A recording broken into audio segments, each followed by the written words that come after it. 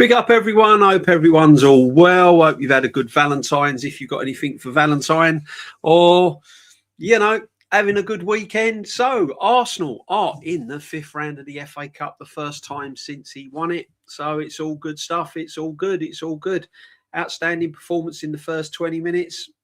But then again, it's only Wigan, so let's not get too excited, people. Calafiori injured in warm-up. I think it's about the fifth or sixth Arsenal player that's gone down in warm-ups now, injured. So perhaps something to look at. We don't know. But all we know is he's Calafiori. He's injury-prone. Every single time, he's more injured than what he plays. So our left-back position is a little bit scarce. Hincapié, he's only on loan. And Lewis Skelly, who he was going to play midfield, had to go left back. So then he was forced to play Saka in a more central role and put Madueke out on the right. So once again, Saka was discovered in the 8 by default and not by his managerial tactics. If Calafiori had been playing, Skelly would have been in the midfield, Saka would have been on the bench, and Madueke would have been on the right. But it is what it is. It is what it is. Got the job done in the first 20 minutes. It was easy. Wigan, team in turmoil, I'm afraid. I think they've their eyes on staying in the Division 1 rather than the FA Cup. I think it was just a day out for them, to be honest. And second half, what can we say? Less said, the better. I weren't impressed with Gyökeres in the second half, if I'm going to be truly honest with you. Madueke took his goal really, really well. But again, going forward, I'm not getting too excited. I want to see him put performances in the Premiership, and I just don't see it, people. I'm sorry, I just don't see it. I just don't see no end product in Madueke creatively, I'm afraid. He's got the odd goal in him. I'll give him that. But creatively, getting the ball in the box, passing, picking out a pass, decent cross, he's in two minds a hell of a lot of time. Whether that can be coached out of him, we'll have to wait and see. We'll have to wait and see. Eze showed up.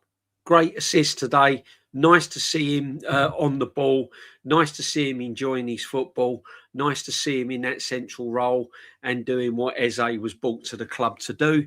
But again, it's only Wigan. He had time. He had space. And, it's always a difficult one to pick these FA Cup games against opposition like Wigan. It's really, really difficult. It's a positive we've scored 4 goals and 4 good goals. It's a positive that certain players have come in and put in a performance. But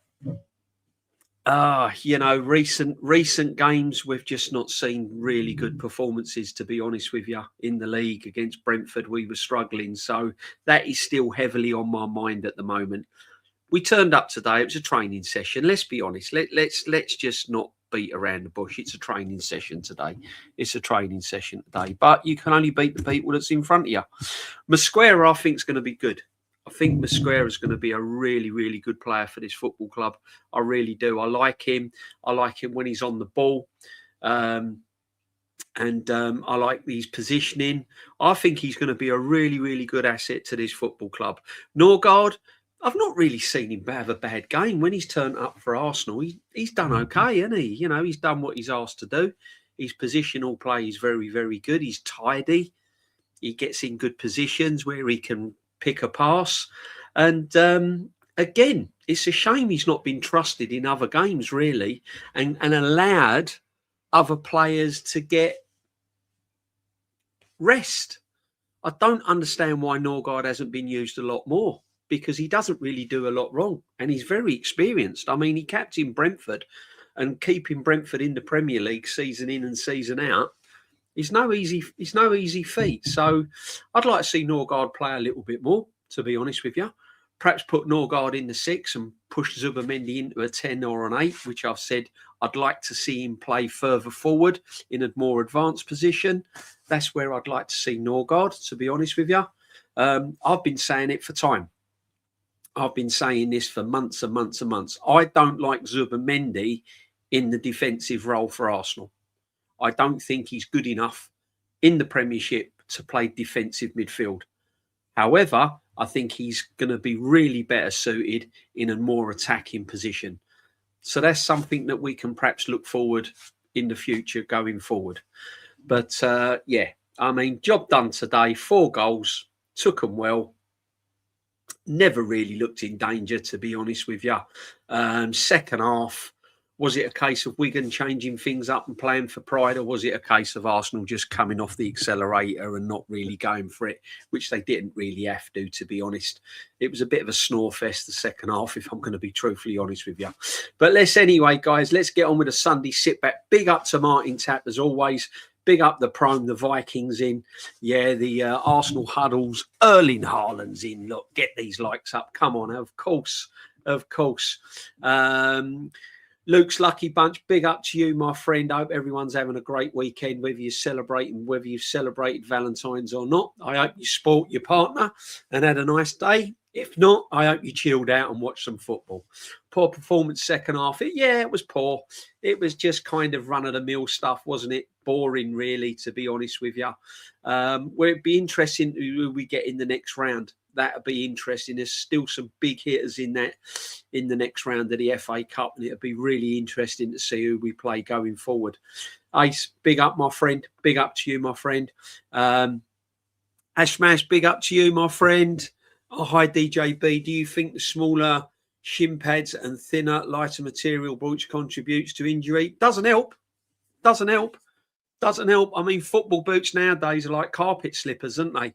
I mean, you know, they're kind of like playing in sort of, those like it's like playing in Skechers with studs. Hardly any protection at all. Players are reluctant to wear shin pads these days, but a lot of the injuries they're getting, though, my friend, are muscular. They're not impact injuries because it's not as physical. The game nowadays ain't as physical as what it used to be. So a lot of the injuries now are kind of muscular rather than impact injuries. But yeah, it don't help. It don't help, my friend. Talk about Norgard. Yeah. I said earlier on, I said in the introduction, he's tidy. He's tidy. I don't know why this manager's not trusted him in certain games. If he'd have trusted him in certain games, he could have rotated in with Rice. He could have rotated in with Zubamendi. I don't understand it. But it is what it is. I don't think Norgard's going to get many games, to be honest with you. Big up Lux, my friend, all day long. And the Jam boys in as well. Evening, brothers and sisters. Evening, community. Good evening, good evening. I was on with Gianni earlier on. I was doing my pay to watch 11. Pick some bangers out, to be honest. Not everyone's... I tried to pick some players with Gianni that go under the radar a little bit, that don't really get the credit they deserve, Big up DJB, the legend in the chat. Good evening, everyone. Welcome. Make sure you subscribe to Jam Boy as well. Anyone got a channel in my chat? Anyone that's got a channel in the community that wants subs, make sure you go and sub. Let's all support one another, people, and let's really kind of try and move it on the best we can.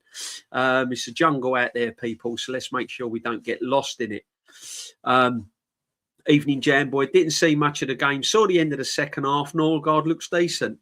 Yeah, Joseph, look, he does he does look decent, but it depends, doesn't it? I mean, what's he like under pressure? What are they all like under pressure? Little, we was under pressure against Brentford, and there's some worrying signs. I mean, look, the FA Cup was always going to be a kind of sidetrack. And we've won convincingly today. It was all done and dusted within the first 20 minutes. A very poor Wigan team. No disrespect to them. Big up to all the Wigan fans that made the journey as well. Big up to all the Wigan fans that made the journey. Pouring of rain. Team was finished after 20 minutes. Hope you've had a nice day at the Emirates. Big up to all of the Wigan fans that made the journey, and hope you had a safe journey home as well, people. But let's be honest. Let's not look into this too deeply, because the league position is looking very, very dodgy at the moment. Very dodgy at the moment. So we'll see. We'll see. Be interesting to see who we get in the next round of the FA Cup, though, because I've always said FA Cup is a cup where what I always want to win. Yeah. This is a cup we want to win. This is a cup that I would love to win again. It's brilliant. It's history. It's nostalgia. It's what Arsenal are built on. Memories. Most people, most fans started supporting Arsenal because of the FA Cup. You know, at school, you had the bragging rights because you won FA Cups. You might not have been doing well in the league, but one thing's for certain, you always had a trip to Wembley every now and again, which was always nice, you know. So let's hope we can get a good round in the next round, good draw in the next round, and let's hope we can really, really push on in this FA Cup. I think the manager's taking it serious. I think the manager knows he's under pressure. I think the manager knows that the Premiership could slip away from him, and he's going to want to hang on to the FA Cup and the Carabao Cup, because if he does fail in the Premier League, at least he's then got 2 domestic cups under his belt, and that may save him. That may save him. I don't know. It wouldn't be my choice to keep him if he won 2 domestic cups. I think Premiership is his minimum expectations, but you never know. You never know. Thanks again, Kawaja. Big up, my friend. Evening, DJB. Can't you believe after this expected win, Igal says Arsenal are the world beaters and will argue with anyone that Arsenal will win the quadruple. Crazy, isn't it? You beat Wigan 4-0. And now suddenly we're world beaters again, you know? We're world beaters. We're world beaters. I thought Wolves... Did you see that pitch that Wolves went on one away at Grimsby? Got a 1-0 win at Grimsby. You know, that's what pitches used to be like. That, to me, is a solid win. Going away at Grimsby, playing on that surface, that's a solid win. Big up to Mansfield as well. What an absolute brilliant result by Mansfield. Again.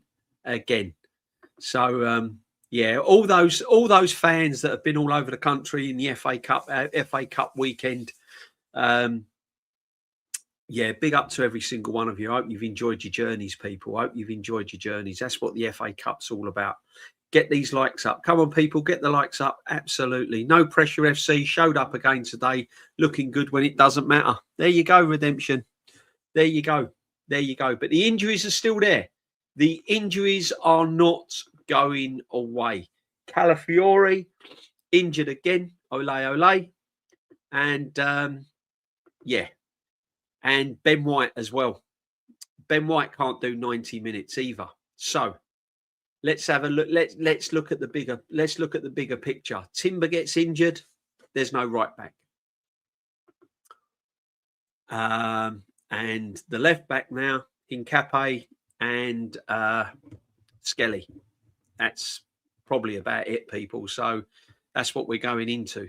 So there's still a lot of concerns. There's still a lot of concerns going into big Premiership matches.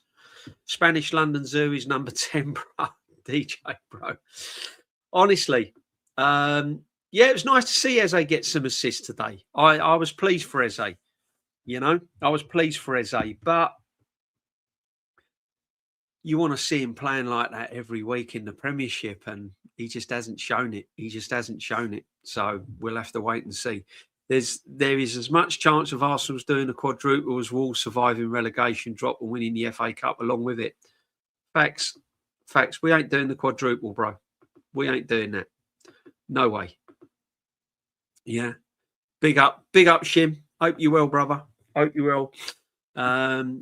Nicholas Suarez tomorrow, 6-4. Yeah, that's the FA Cup draw is tomorrow. Brentford play tomorrow. That'd be an interesting game. That'd be an interesting game. 6 Rice, Skelly Norgard, 8 Zubamendi. Yep, Odegaard 10 is. Yeah. Good shout, Jam Boy. Good shout. I wouldn't mind going with that. The boots today compared to runners are so much different. Facts. Draw is tomorrow. Big up DJ from Greece. Big up, my friend. Welcome to the community, my friend. Make sure you sub, smash a like. Welcome to the community. All a friendly bunch here. Just talking football and the Arsenal. What I like about the Sunday sit back, people, is a day like this. It's FA Cup weekend. We're all nice and chilled. We're not stressing. Arsenal have gone and beat a very poor team 4-0. We're keeping it realistic. We're not getting too excited. We know the coup. Eze's shown up today, but listen, we could have shown up against Wigan today. I'm not being funny. I'd still like to think that I could have put my boots on and give you 10 minutes of football out there today. You know, it weren't hard, was it? Let's be truthful with you. It's a training. They probably work harder in training.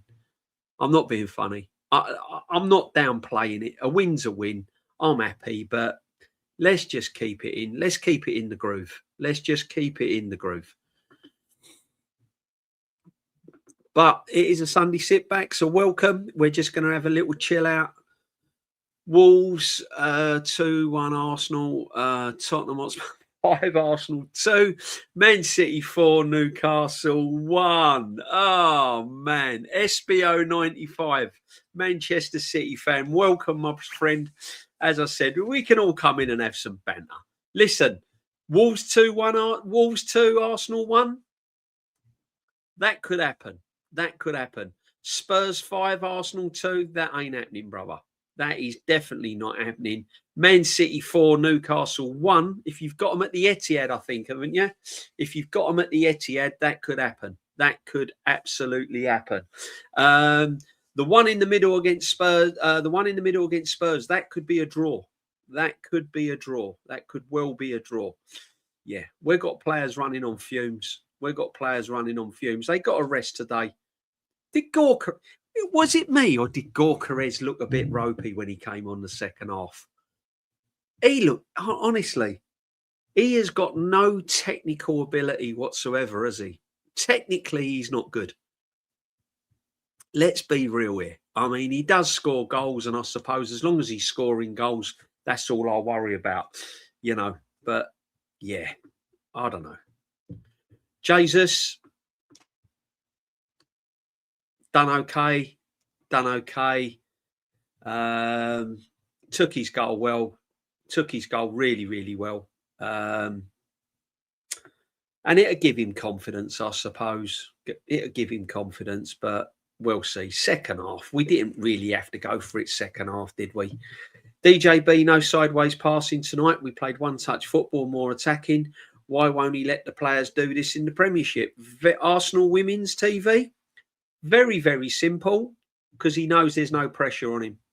There's no pressure. Wigan ain't going to come and upset any apple carts today, so he can play with a bit of freedom. Watch it against Wolves on Wednesday if Wolves start getting tough and start really, really throwing the kitchen sink out of it. Yeah, this is what we do. Look at the seasons gone by when the cups have run out, we can't win the league, and we play our last 3 or 4 games of the season. It's flowing, it's fast, it's going forward. Everyone wants to get on the ball. There's no pressure. This team does not like pressure. This manager does not like pressure. When there's no pressure, you see performances like this today. That's it. That's pure and simple, in a nutshell. We don't handle pressure. That's why there's always question marks whether we can win silverware. Norgard better than Zubimendi defensively, would suit certain games and more physical ones than Zubimendi. Yeah, I agree, Martin. I don't know why he hasn't been used. I don't know why he's not been used. Again, that is why you have to ask questions with the football manager. Why hasn't he been used in certain situations? I don't really know. I really, really don't know. The injury list is getting out of hand. It's crazy, Nicholas. Absolutely crazy. I've never known it. Norgard is miles cleared than Zubimendi. Defensively, I'd give him that. Yeah, 100%. Listen, he's not my pick going forward. He's not my pick, you know. Does he get in over Zubimendi? And I'm not a massive Zubimendi fan, as you know. Probably not. However, has he got a job to do in certain games? 100% yes. 100% yes. Certain games, Burnley's, you know, even Wolves on Wednesday. Put him in. Put him in against Wolves on Wednesday. See how he goes. Why not? If he's not doing it, bring him off, put Zubimendi on. No problem. Why not? I like Mosquera, though. I think he's got a good future, Mosquera. I think he's going to be good. What do you think of these warm-up injuries? Crazy. Absolutely crazy. 5 now, I think it is. I've never known it. I'd like to think whether I think it's 5 or 6. Yeah. Absolutely horrendous. Crazy. Idimin, big up my friend. He only tries different things when false. Would like to see Saka central. I've been saying it for time. Very decent team. Norgard direct replacement for Odegaard. Again, Saka was there by default. He wasn't put there because of it. It was a tactical genius. He was by default. Calafiori got injured in training. He put Skelly at left back. He wanted to play. He wanted to give Madueke 90 minutes. He put Madueke on the right, and he put Saka in a more central position because he didn't want to put anyone else in there. And he wanted to try it. That's it. You know. Will it ever happen again? Probably not. But I've been saying it. I've been saying put Saka in a false 9. I've been saying try Saka more centrally. I was saying it against PSG in the semi-final. Try something different. Bring Martinelli more centrally. Bring Saka off the right. I was saying it for time. Just keep changing it up. Try different things. Look, hats off that he tried it today, albeit because of injury. But, it seemed to work. I don't think it's going to work straight away. It's going to take time. But it's something, again, you can choose because we've got the players to do it. I would love to see Saka, Eze in the same team, more central, every week in, week out. I think we'll cause problems. And he played Jesus up there with Goalkeeper. He played the 2 up front as well in the second half. Didn't quite work for me though. We weren't flowing enough in that second half, to be honest with you. Didn't quite work. 5th round proper, Saturday the 7th of March 2026. Come on, you Gunners, yeah? 100%. We will see. Was the way in full? Yeah, they travelled well, Wigan. To be honest, I'm going to be real with you. I didn't go today. I lastminute.com. I sort of I bailed out. I wasn't feeling too well, if I'm going to be honest with you, people. I've had this bit of a sore throat and stuff, and I was feeling a little bit under the weather, and it was pouring a rain. And I ducked out today. But from what I hear from people that went, that took my place, Wigan travelled well. Yeah, fair play to them. Fair play to them. Really enjoyed the first half tonight. Saka was much better. Eze very good. Norgard had a great game. Noni was better. No one played poorly. Wigan, yes, I get it. Yeah, Jam Boy, that's it. We enjoyed it. It's just nice, isn't it? Isn't it nice when you see Arsenal putting the passes through, Jam Boy? Forward thinking. That's what I like about Norgard as well. He always tries to play the ball forward. He never tries that sideways. He always looks, can I get the ball forward? Which is nice. Eze, really nice through ball for Madueke's first goal. Martinelli set Martinelli on his way as well, which Martinelli took his goal really, really well, like the old Martinelli of old. Got his head up early, which was good, and slotted it bottom corner. Happy days. Yeah, always. It's nice to see, isn't it? It's nice to see. But it is Wigan. Come on. Prediction for Wednesday: Wolverhampton Wanderers 0, Arsenal 2, stinky 2-0 win. Arsenal. I hope so, Kawaja. We're going to get on to Wolves.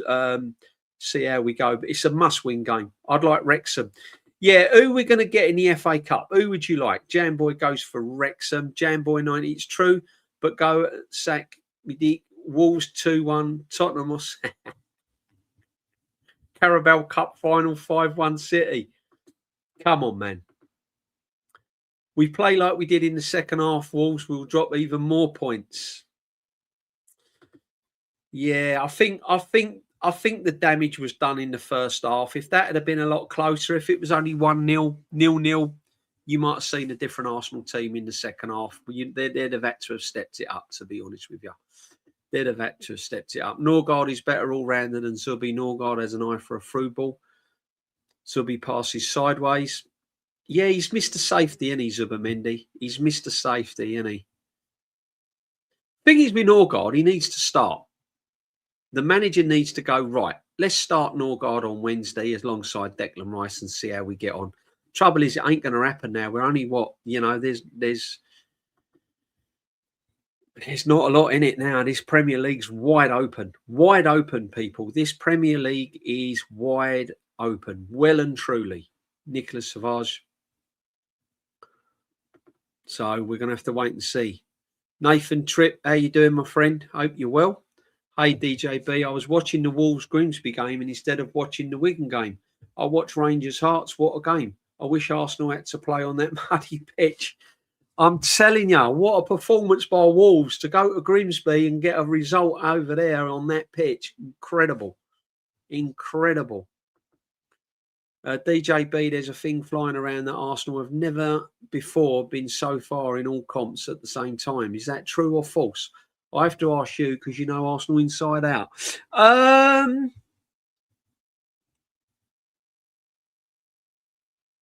Where did we 94 when we won the Cup Winners' Cup? Was we in the 5th round of the FA Cup then? But I think we were, but I don't think we was where we were in the league. We weren't top of the league at the time. I think that could be right because I think we have in competitions, but we wasn't top of the league, Pro. We've not been top of the league. So I think that's what they mean by that. Yeah. When they say all comps, it's because we're top of the Premiership as well. In previous, we've been to the 5th round of the FA Cup. We've been through the League Cup final. When we got to the League Cup final, where was we in the FA Cup then? I think it was in the 4th round. Where was we in the league? I think we were 6th. Yeah. So it could be true, Pro. It could be true based on the league position.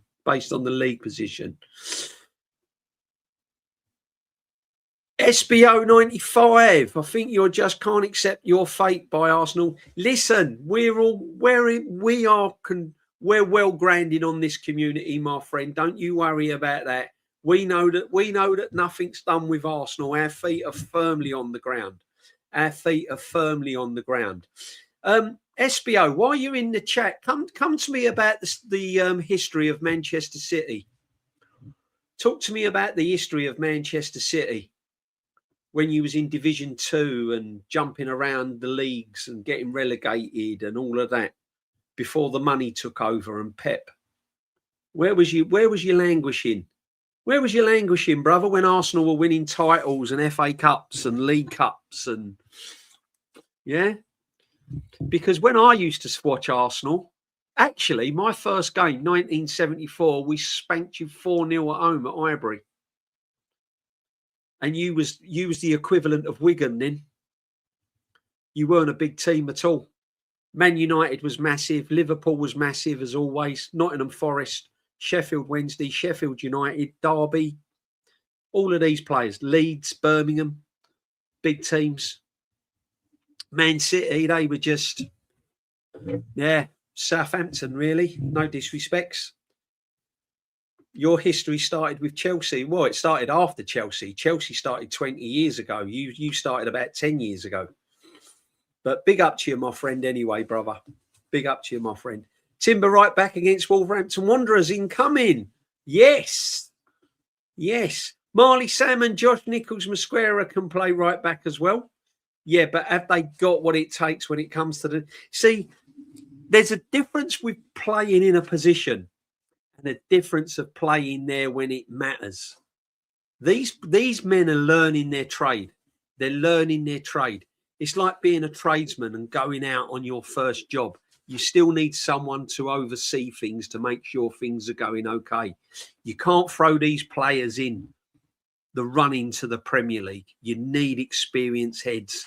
You need established players, you know. You can't rock up at the Etihad with Josh Nichols and Salmon and Mosquera. You know what I mean? It's kind of, yeah. So they've got a future. They're going to be good, but it's a learning curve, and it's probably a little bit too early for them at the moment. But give them little games when you can. FA Cups, League Cups, give them that sort of thing. brilliant. But, you know, it's going to be a long, bumpy ride from now on till the end of the season. And you're going to need your first team players fit. You're going to need your Timbers. You're going to need a Saliba, Gabriel. You're going to need them all fit and all on it. You know, it's going to be a long way to go. Have 5 minutes to consider your actions, SBO. SBO's good as gold. He's all right in our chat. No problem at all. He's going to... What he's going to do, he's going to tell me the history of Manchester City, how many times they've been relegated, how long it took them to actually win a title, all this sort of stuff, you know.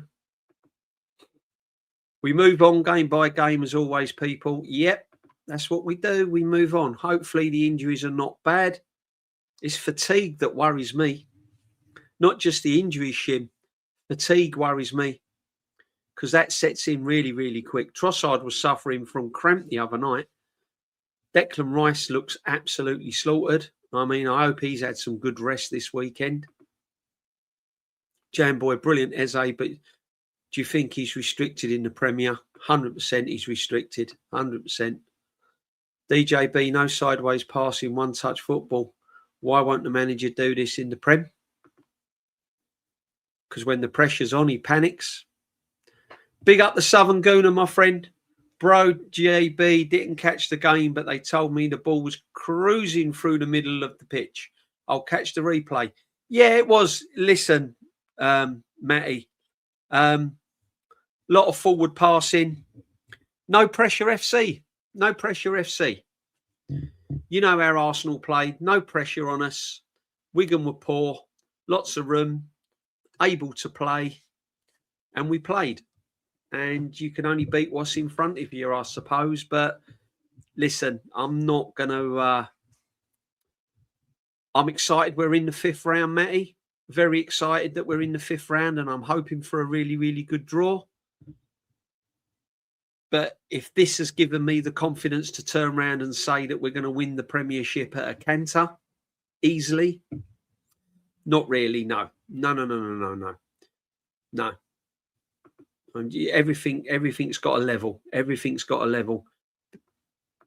But big up to you, Matty. Hope you're well, brother. Nice goals, though, Matty. Have a watch of them. Nice goals. They took them well. Let's be honest. They did take them well. Yeah, Eze, 2 assists today. Big up, Eze. That'll do his confidence a world of good. I'm pleased for him. JCG, Arteta as chess versus League One teams. The players looked so relaxed tonight and it flowed. In the league, Arteta is far too cautious and it reflects on the players. Jamboy, well said, my friend. Couldn't have said it better. You know, brother, didn't you? You absolutely know. Yeah. Norgard is a better all-rounder than Zubi. Give him through the ball. Zubi doesn't offer more. I like Norgard. He's tidy. Norgard will do a job. I just don't. Yeah, I can't get my head around why he hasn't been trusted that little bit more. If I'm going to be honest with you, you know, why do we stop at 4? I wanted more. I think risking injury is one of the problems. If I'm going to be honest with you, you're not going to push yourselves that much because if you get any more injuries, you're on the back foot going into the league game against Wolves. So they're probably thinking, well, we've done enough now. The damage is done in the first half. We just got to keep it tight, knock it around, little bit of confidence, and that's it. You know, don't understand the goalkeeper change. Someone asked me earlier in the chat. Sorry, I've not highlighted it. I've skipped it, but I did see it. Yeah, I didn't understand that goalkeeper change, to be honest. If you're going to bring Setford on for the last 5 minutes of the game, why didn't you bring him on in the second half? You're 4-0 up. What was the point of bringing him on with 5 minutes to go? See, these are the things that he does, and you just baffles you. Because he weren't injured, Kepa. Why didn't you just give Kepa the first half and Setford the second half? So he gets a whole 45 minutes. That to me makes more sense. I don't get the substitution of the goalkeeper in the last 5 minutes. Own goal is scored for us. Let's hope it happens on Wednesday. Yeah, another own goal tonight. Another one. Seems to be run of the mill now, doesn't it? Gorkarez hit the post, never got the service either. Yep, Gorkarez hit the post again. I think if you look at that, though, that was a good interception by the defender. The defender got a toe on that and put that onto the post. Commentators didn't pick up on that, but it was good defending, actually. Gorkarez hit the post. Because, yeah, there we are, Prome. There we are, my friend.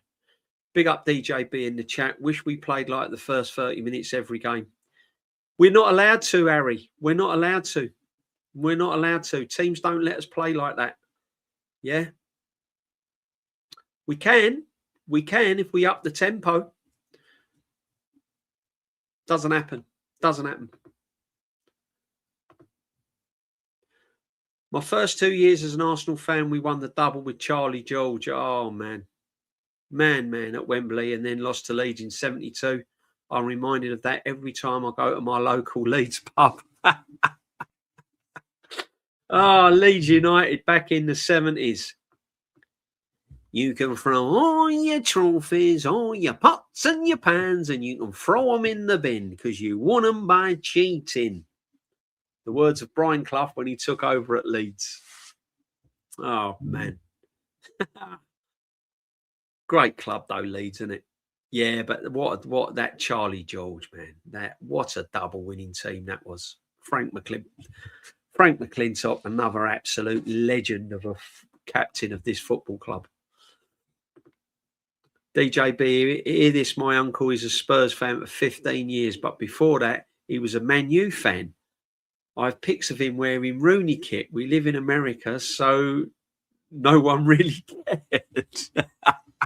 How can you go from supporting Spurs for 15 years and he's supporting Man United? Oh, my word. That's crazy. That's crazy work, Ryan. That is absolute craziness. I couldn't do it. I couldn't do it. Even if Arsenal got relegated to Division 2, I just couldn't do it, brother. Oh.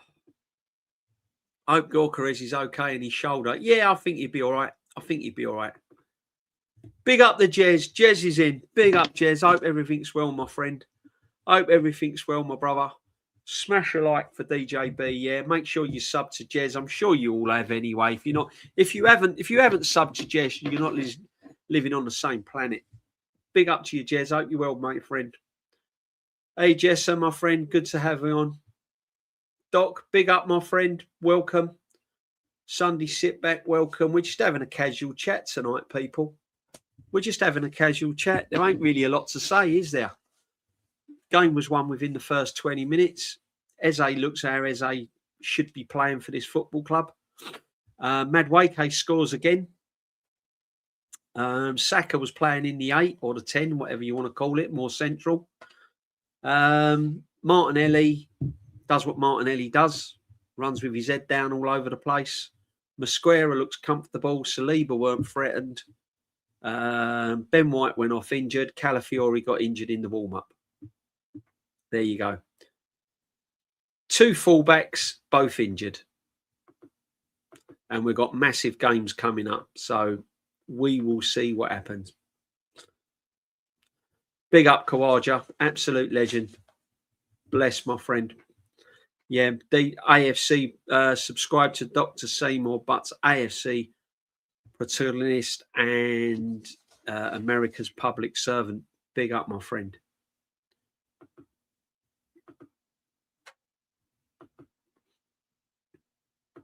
All coming in saying hello to Jez. Absolutely. Welcome to the community, every single one of you. So who would you like in the FA Cup next round? I always look at it like this, right? I always say whatever you get in the 5th round is going to be a tough team. Yeah. 9 out of 10 times you're going to get drawn against tougher opposition. There's a couple of teams in there, aren't there? I think Mansfield would be nice, wouldn't it? All right.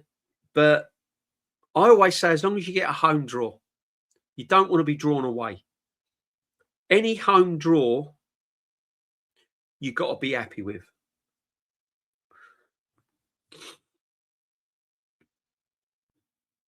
I've got a feeling we're getting Liverpool. I'm going to call it here. I'm prepared for Liverpool. I reckon we're going to get Liverpool. That's who I think we'll draw. But what do you think?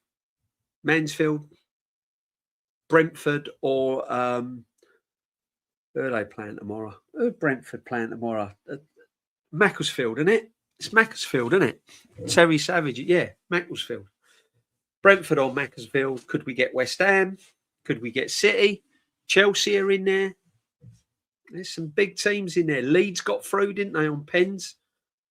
Don't want Leeds away in the FA Cup. Don't really want to go to Ellen Road. So, yeah, be interesting.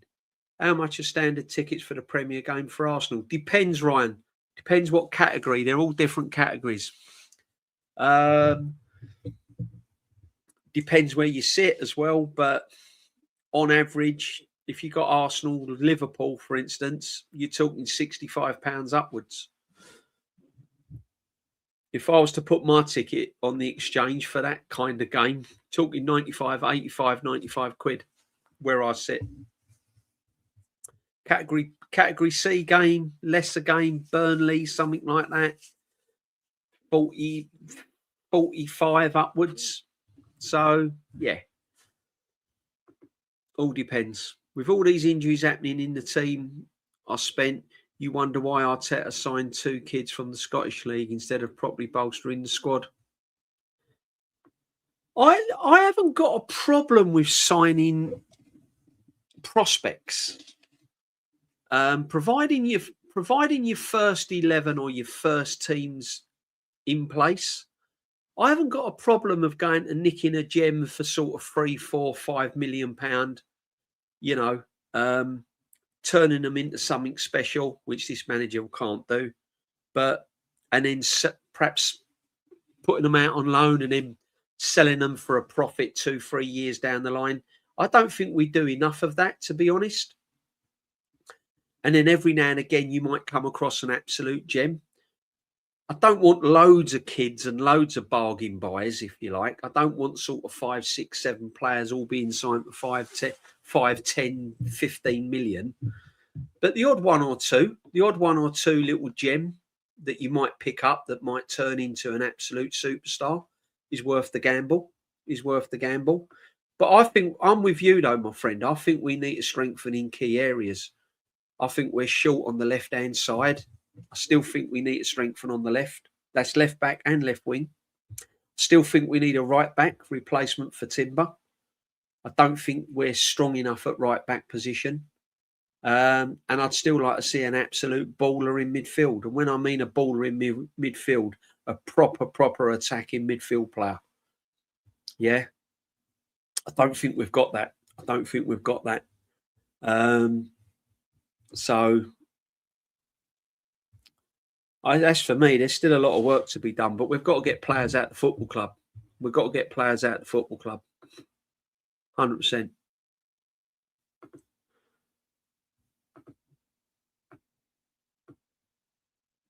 Uh, 1-3 Bournemouth prediction. Yeah. It's going to be a tough game, Bournemouth away.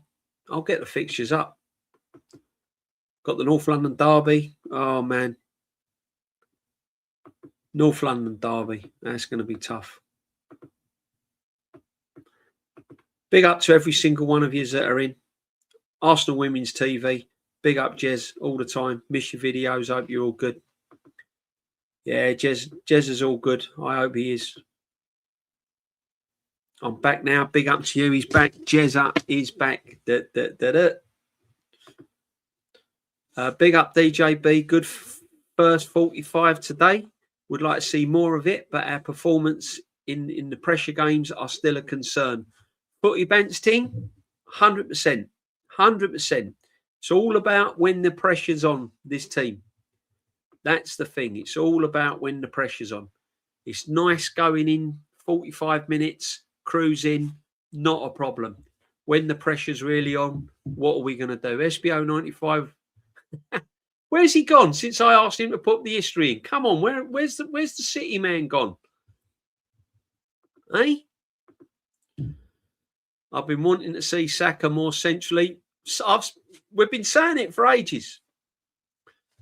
He ain't a touchline winger. Let him stay in the middle of the pitch and get the ball. I think it's a position that he would have to learn and adapt to, but I don't think it'd take him long. Give him a free role. Imagine that. Imagine Saka sitting in that hole, having a free role in more central position, and Eze. So you got Eze and Saka where they were today on a week-to-week basis. The only thing is, I'd like a better right winger than Madueke. If you're going to play Saka in that central role, you need a baller on the right wing. You need Elise or someone like that on the right. Yeah. Let's not get carried away with brother Madueke, please. All right. Madueke is still not a good player. I'm sorry. Yeah. He scores his goal today. He got his header against Brentford. Big up to him. Not a problem. Yeah. But week in, week out, he's still got a lot to learn. He's still got a lot to do for me to convince me. So I'm all for Saka playing more central, but you're going to need another baller on the right. I don't think Madueke's it, to be honest with you. How is it we're just picking up injuries like that? For me, it has to be investigated. How are players picking up injuries in training? I know it happens, but it happens a lot at Arsenal Football Club. A lot. I just think Calafiori's injury prone. I think he's an Abu Diaby. I think he's another Jack Wilshere. I think he's Tomiyasu settings. I think Calafiori is surplus to requirements, to be honest. He's another player that you can't trust going forward long term. He's another player that I'd look to get rid of in the summer. If someone came in and offered 35 million for Calafiori, I'd bite their hand off. Seriously, he's on that list. He's on that list of summer outs for me. It may be, I might come across a little bit, but I'm not thinking of this season. I'm thinking of beyond. I can't have players hanging around like dead wood in this team. Just can't be doing with it. Cannot be doing with it, people. Just hope Man City drop points. Anything can happen. It's possible, DJB. Yeah. Listen, City ain't dropping many points. They'll drop points. So will we. Dookie has now scored in every competition bar the Carabao Cup. The final is his last chance. Yeah, facts. Good evening, Darren. Norwich City, Mansfield Town, Wrexham. I'll tell you what, Kawaj, you're right. I'll be happy with any of them teams. But you don't want to be going to Wrexham away. You don't want to be going down to that Wrexham away. You don't want to be going there, or Norwich away. Come to think of it, Mansfield away as well. Their pitch must be awful. Give me them teams at home, but going away from home, they won't get the freedom they had today. Trust me. And they're not nice places to go when you're batting on all fronts and you're trying to chase down a Premier League as well. So I'm happy with any home draw. Arsenal versus Liverpool, Talk Fan TV. Yeah, that's what I think it's going to be, I think we're going to get Liverpool. Mel Bean, best luck, my friend. Hope you're well. Guys, over 60 in the building. Make sure that everyone slaps a like. And if you're new and you've just come by for the first time, put a sub on the channel as well, my friends. It all helps. Maybe Norwich City would be good. Yeah, possibly. That wouldn't be a bad draw. But, I mean, Jezzy's in the chat as well, and he'll tell you, and us old uns will all tell you. We always say any draw at home is a good draw. You want to avoid the big teams, of course you do. But if you're going to get the big team, if you're going to get a Liverpool or a Man City or anything like that, you want them at home. You don't want to be travelling away in FA Cup weekends, pouring a rain, freezing cold. You don't want to be going to places like Wrexham, and then the following week you've got to turn out in the Champions League or Premier League. They're not nice places to go. DJB, would you play Saka in a 10? Certain games I would. Certain games I would. Definitely. As I said, I'm happy to play Saka in the 10 if I've got an absolute baller on the right-hand side. Yeah, I can't have Madueke. I mean, apart from the goal against Brentford, he done nothing, did he? Really? You know, he's hit and miss, and he's hit and miss, and he's like a flat battery on a cold morning. You don't know if your car's going to start or not. You know, I don't know. You put Saka in the 10, you're relying on Madueke week in, week out. Champions League, Premiership, week in, week out. It's not for me. Not for me. Get me a baller on the right hand side, a proper someone like Elise or someone like that. I'm happy to play Saka in the 10 all day long. I reckon Arsenal will get Fulham. Yeah, that wouldn't be a bad one. It'd be a horrible one away. Horrible one away. Who do you think, right? Other than obviously we want Arsenal to win the FA Cup. Who do you think is going to win it? That's interesting. Is it going to be a big team, or is a team like Fulham going to go to the FA Cup final?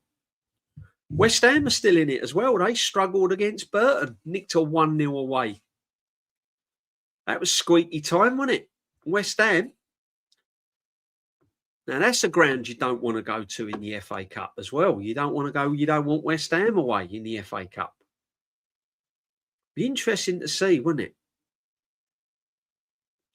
Imagine if West Ham won the FA Cup and went down. I wonder if they'd take that. I wonder if you asked a West Ham fan, would you win if you won the FA Cup? Would you take getting relegated? Interesting. Just don't give me Wrexham away. No. Kalen De Boer's t-shirt. I do not want Wrexham away. I remember when I went to Wrexham and they'd done us in the FA Cup away. I was there, freezing cold. Michael Thomas, free kick, wasn't it? Awful. We had men like Adams, Dixon. We had a full team that night. That was awful. Bad memories, that was. If we can't beat Wrexham away in the 5th round of the FA Cup, it's worrying. Yeah, I know. I think we'd beat them. Jam Boy, but it's one you could do without. Have them at home. What I'm saying is you don't want to go to these grounds when you're in other cup competitions like Champions League and Premier Leagues and all of that. You want to try and steer clear of them sort of places, you know. Caden, apart from that, I think the last time we met them in match, we got knocked out. We did. DJB Calafiore is becoming a bit of a liability. Lee Ivory, he's injury prone. I don't rate him highly anyway, to be honest with you. I'm not a big Calafiore fan. He's done okay this season. I'll give him this season.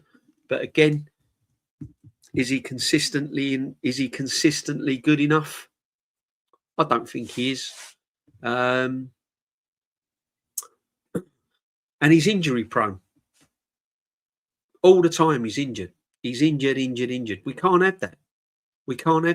Have that. One of the reasons why this manager got rid of Kieran Tierney is because he thought he was injury prone. Because of his injuries. Calafiore's been injured more times than Kieran Tierney. And Kieran Tierney's an actual left back. And yet we got rid of him.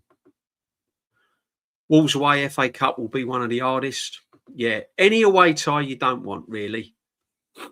Not really. You'd prefer to be at home. But there's some big teams in there. We're bound to get one, aren't we? We're going to get a Liverpool, aren't we? Or something like that. Yeah. You know it's coming, people. Just prepare yourself. Odegaard, Captain Marvel, was pathetic weak. He's fought for the goal conceded against Brentford. Martin, 100%. And then he faked injury. And then he goes and fakes the injury, doesn't he? I think his time's coming to an end at this football club, you know. I think he's coming at an end at this football club. Do you know where I reckon he might end up? I reckon he could end up like Man United or somewhere like that. I reckon Man United will take him off of us in the summer. I wouldn't be surprised if Chelsea won the FA Cup. They're good at these competitions. Oh, man, I don't want Chelsea winning it. If Arsenal don't win the FA Cup, I'd love to see Fulham or someone like that win it. I really would. I really would. If we don't win it. I'd love to be there in the FA Cup. I love the FA Cup. I just love everything about the FA Cup. From the moment you get up, the morning. I mean, the FA Cup is never going to be like it used to be, ever. It's still a magical occasion. There's nothing like rolling out Wembley FA Cup. Better feeling than the League Cup. There's something about the FA Cup. It's magical. It's like remembering Christmas Day, that very first Christmas morning when you're a kid, when you're old enough to remember it. Saka in midfield is something an elite manager would have tried years ago. Facts. Facts. Most of the stuff that this manager has come across is by default. Skelly left back by default because of injuries to Arshav and Sinchenko and all of that. Yeah. And today, he played Saka there by default because Calafiori got injured in warm-up. He wouldn't have played him there. Otherwise, he'd have had Calafiori left back and Saka where he was. No, and not had Skelly in there. If Wrexham gets us in the next round at home, imagine Ryan Reynolds giving us the... They've done brilliant, though, haven't they, Wrexham? I mean, them owners there. If Wrexham get up, I mean, incredible.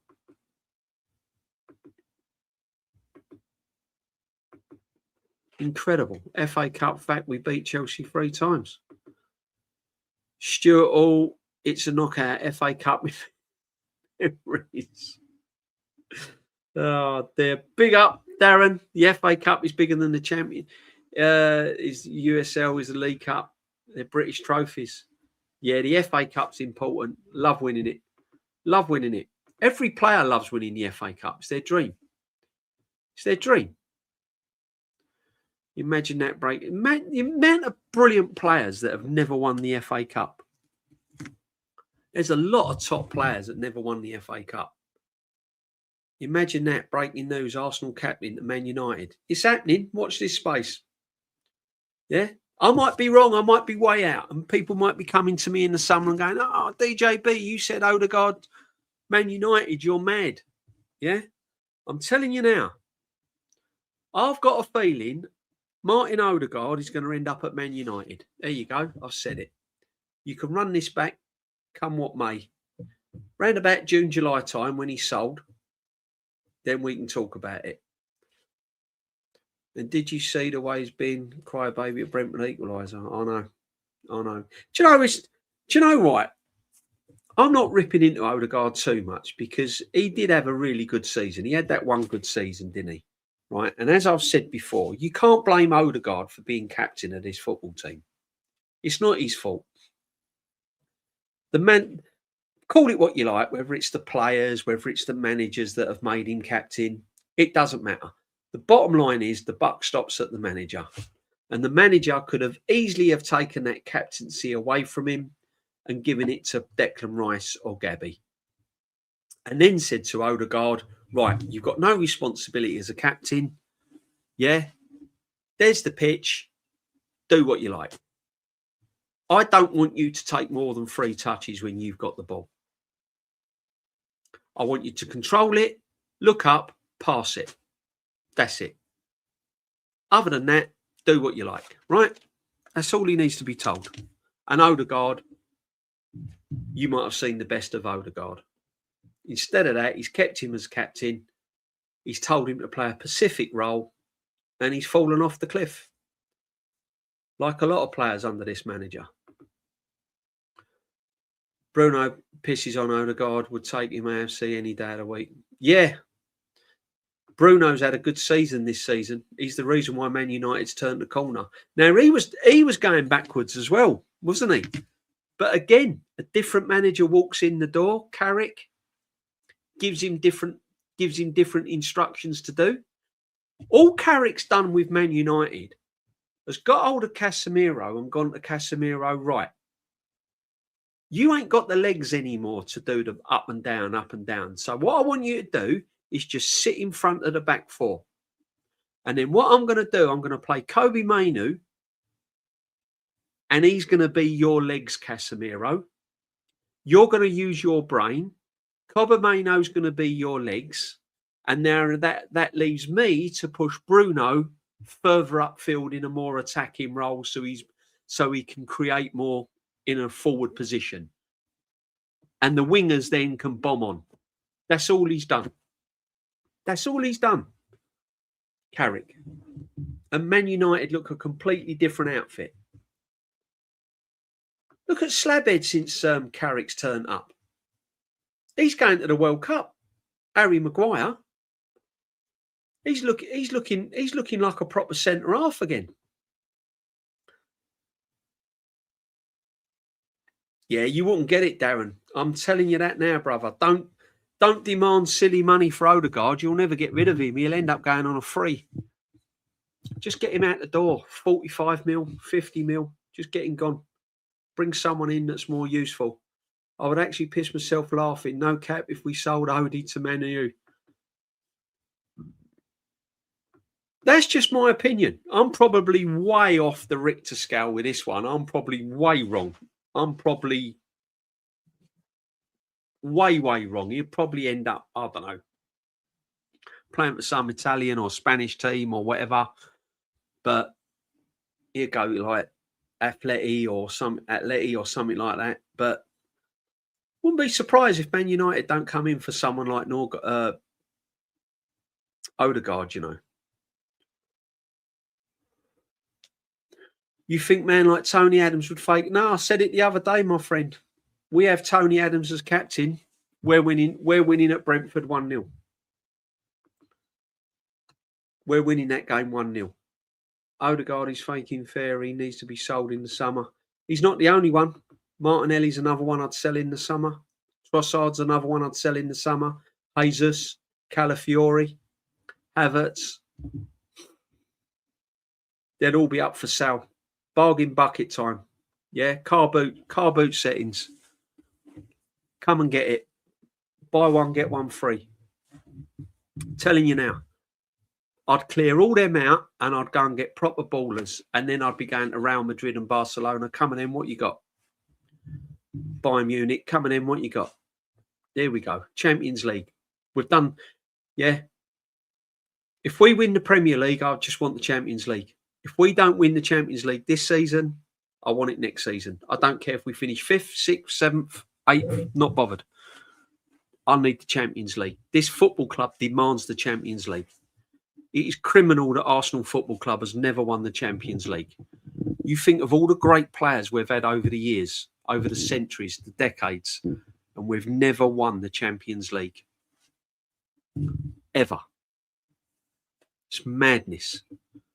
So, on that basis, I want all the dead wood gone because it's going stale, and you ain't going to win nothing with stale. Once it's gone, it's gone. That's it. You can't get any more out of these players. And a lot of these players have reached their ceiling. They can't go to the next level now. Martinelli's done. He can't go up another level. Trossard can't go up another level. Jesus definitely can't. Havertz can't because he's injured all the time. Calafiori's always injured all the time. That's clear and obvious. So why keep him? Why keep him? FA Cup is the oldest competition in the world. Imagine Arsenal finish outside the top 4, win no trophies. Arteta gets a new deal.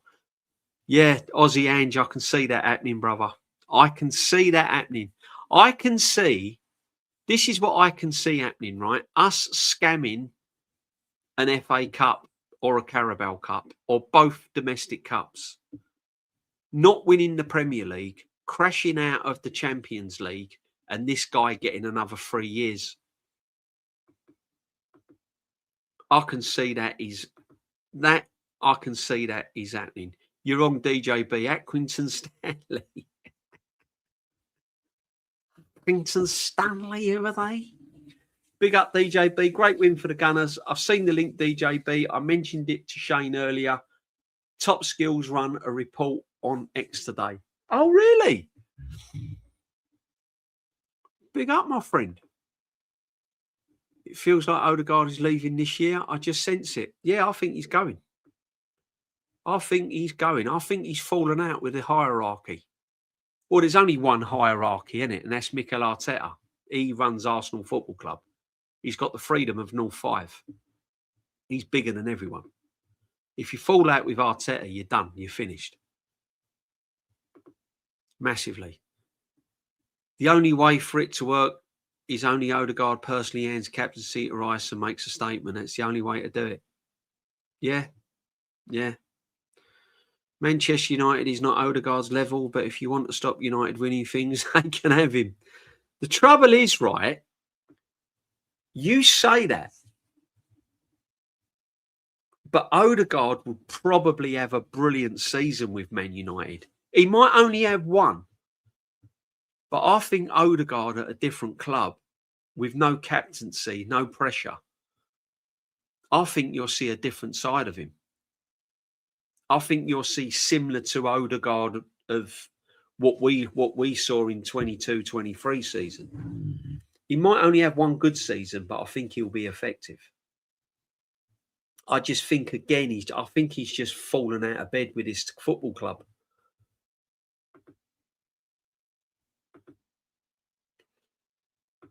Big up everyone that's in. Thank you very much again. Really, really appreciate it, people. Absolute legends, every single one of you. Whether you're a City fan, Liverpool fan, no matter what fan you are, everyone's welcome on a Sunday sit back. I reckon Odegaard would go to Italy. Yeah, possibly. There'd be clubs wanting him. Napoli's a good shout. Lazio, Roma. Yeah, that sort of ilk, Jam Boy. I agree, my friend. I agree. Darren, big up to you as also. Big up to every single one of you. Martin Tapp as well was in. Darren, absolute legend as well.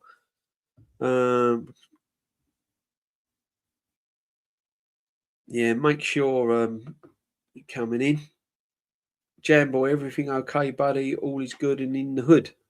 Absolutely. Make sure you go and sub to Jamboy as well. Aussie Ange, E6K Scottish, actually older, but the English FA Cup is the oldest in the professional football when it was competed by professional teams. Facts, Jezzers. We've seen some great FA Cups, my friend, and you've seen more than me. You know, you probably remember the 71 more than I do. But yeah, I've had some upsets in that FA Cup, brother. I was there when we lost against Ipswich, when we lost against West Ham, the Michael Owen final. Yeah, not good. Not good. DJB, I can see Arsenal drawing to Wolves on Wednesday night. They've improved overall. It's going to be a tricky game. It's going to be a tricky game, that. They know they're done in the league and it's just fighting for pride. That is the scary bit, isn't it? That's the scary thing.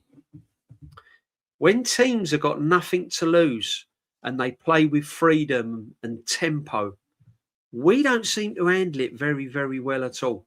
People are saying we're lucky because of our fixtures.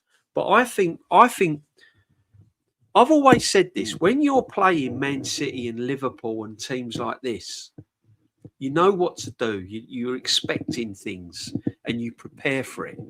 But when you're playing teams like Wolves on a Wednesday night, they know they're going down. They're playing for a bit of pride.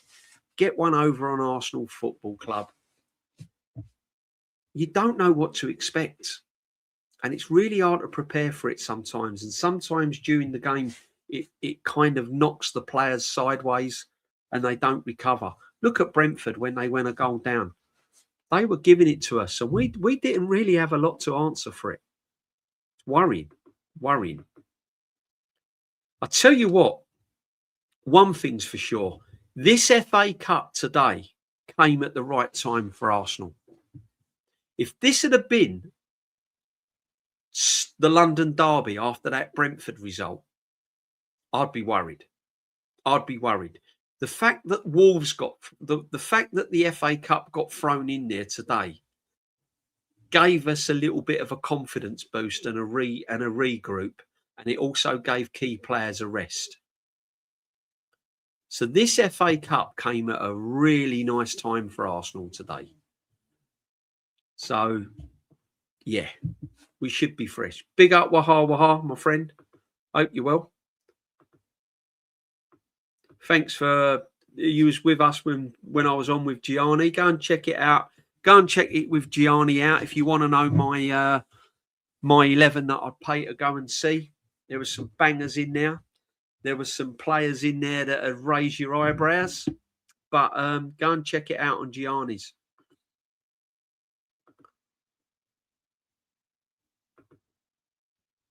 I could see Odegaard at Rosenborg. Sconteriga. Yeah, possibly. Big up Vincenzo, my friend. Every single one of you guys, big up to every single one of you. You're all in the community, all saying hello to everyone as well. I haven't seen Binks in yet. Perhaps Binks is busy. And the Lynch might be busy as well. I've not seen the Lynch in yet. Just pure luck every time for Arsenal. Yeah, it just came at the right time today. Just came at the right time. I was just relieved after that Brentford game. I was relieved that we had the FA Cup today. It was a big relief for me because I'm thinking, thank God we ain't got another Premier League game because I think we'd have lost today. We looked on our knees against Brentford. First time this season, but yeah, probably the first time this season at the end of that game, I was looking at certain players and they looked shot to pieces. R9 Henry, my favourite centre forwards of all time. Yeah, can't argue with that. Can't argue with that. DJB concerns about the Wolves match. I am concerned. I'm concerned because it's the manager, isn't it? It's the manager. This is the problem. If we're on the back foot, things are not going well, what's he going to do to change it? Because he didn't against Brentford, did he? He didn't really know whether to stick or twist against Brentford. When they pulled it to 1-1, he was just hoping we'd get a free kick or, a corner. He was hoping that a bit of luck would go our way, but he didn't really do anything to try and win and change the game. He was happy in the end for a draw. And that's my biggest worry. DJB, people have forgotten that Villa will be hungrier to now. They're just two competitions now. Love to see them win the title over City. If we don't win it and Aston Villa win it, I'll be well happy. I'll be well happy. Well happy for their manager. Very underrated manager he is. Very underrated manager. YT Connor, big up my friend. Evening DJB. Love a Sunday sit back. Yeah, we all love a Sunday sit back. Nice little chat. Nice and easy. All clean, all fresh. Was the Ibrox earlier? We had Armed Forces Day. Oh, brilliant. The ball got sailed in by soldiers, tradition, and the atmosphere was good as it gets. What a place. Oh, massive. I bet that was amazing. I bet that was amazing. And what with Scotland winning the rugby as well, the Calcutta Cup. I couldn't believe that, man, yesterday. I couldn't believe that. That was nail on to be England's game, wasn't it? And they lost it. And that's typical. And it's typical. Big up the Scots, man. Big up the Scots. Zinchenko injured after 3 minutes of his debut and out for the season. We probably broke him. Oh, dear, oh, dear. Dear, oh, dear. Anyone see the Oxlade-Chamberlain's goal for Celtic the other day? The Ox man banging one in. What a manager he is, by the way, Martin O'Neill. What a manager he is. Another underrated manager. Very underrated. 2 secs, guys. I will be back in 2 secs. Do not go anywhere.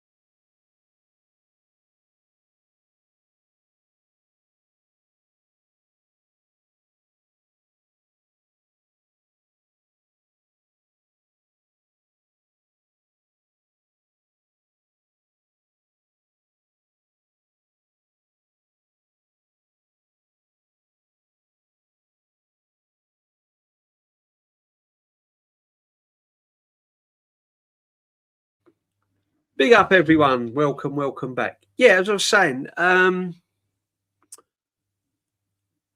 was left off now? Where are we? You know, people like Igor Cecil, most of the people on AFTV are so delusional. The next excuse to keep Arteta would be that Wenger got 9 years without winning, so Arteta should get the same. I know, my friend. I don't understand this, but honestly, I don't get it. I don't get it. I really don't get it. Yeah. All I know is one thing, right, Ozzy?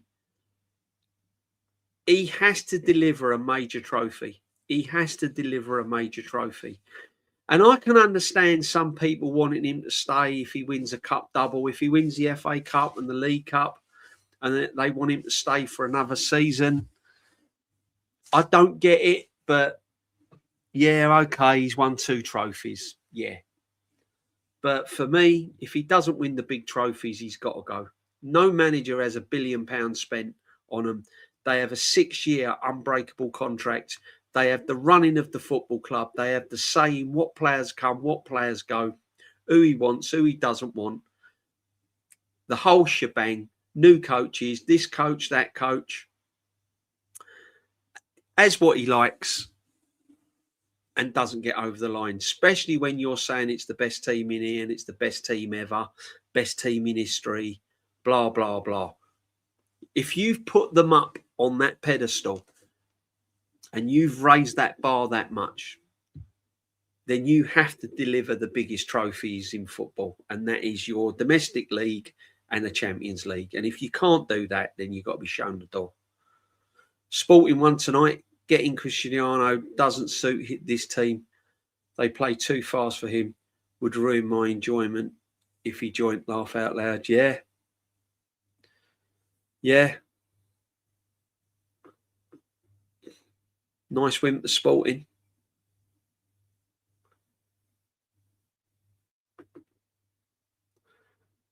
The Gunnarsson, my concern is, reverts back to the type against Wolves and isolates this result like it does the Champions League group matches. Yeah, true, Doc. True. I don't think we're going to see a fast-flowing Arsenal team against Wolves. I really don't. They nearly got a result at the Emirates. It was only an own goal that got us out of jail. Is there a player that has improved under Teta? Can you name them? Gabriel, I suppose. Timbers look decent again this season. Is it natural progression, or has he really improved them? That's giving him the benefit of the doubt. If I'm honest with you, Rob, I'm giving him the benefit of the doubt. I just look in the attacking and the midfield areas. Odegaard's not really improved under him. Martinelli hasn't. Saka definitely hasn't. Eze has not shown signs that he's improved under him. Goalkeeper has not come from Sporting and looked absolutely $1 million under Arteta. I mean, we're into February now.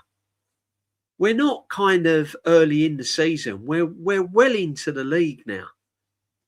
Players should now be absolutely balling out. Not getting worse. Come on. You know? 100 Odegaards versus 1 Papa DJ. The Papa DJ without that, which we're not even a debate. Big up, Guna, my friend. Big up.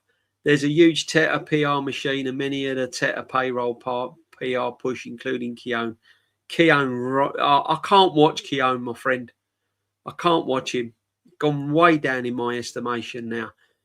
I'll tell you what the icing on the cake was when he compared Odegaard with Liam Brady. That, for me, he was just hanging on in there, Keown, with me. He was just hanging on in there.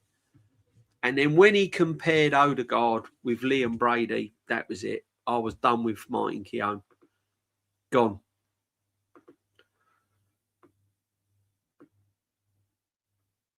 Best squad in the world. It is. It's the best squad in the world. So if it's the best squad in the world, you win the quadruple, right? That's it. You got the fastest Grand Prix car, it wins a race, doesn't it? You got the fastest runner in your school at Sports Day, wins the race. If you're the best team in the world, you should win all the trophies, shouldn't you? If you don't, you're sacked. Simple as that.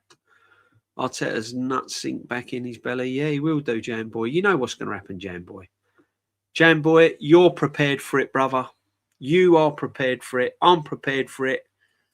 We just got to wait and see. We just got to wait and see.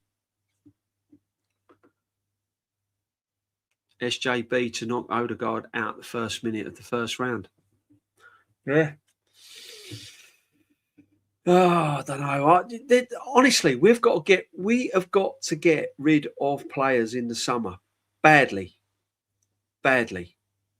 There's 5 or 6 players got to go from this football club in the summer.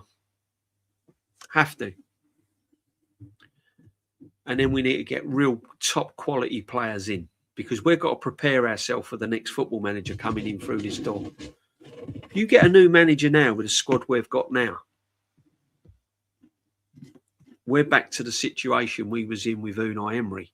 And look at and no one gave him a chance, did they? Let's be honest. I did. I thought, give this guy some time and he'll get it right. But the fact of the matter is, we'll be back to square one again. Big up Lee Gunner, my friend. El Capitano, thank you very much. Smash the likes. I'm going to smash Miss Moldova later, guys. I'm performing like Messi 91 calendar year generational run.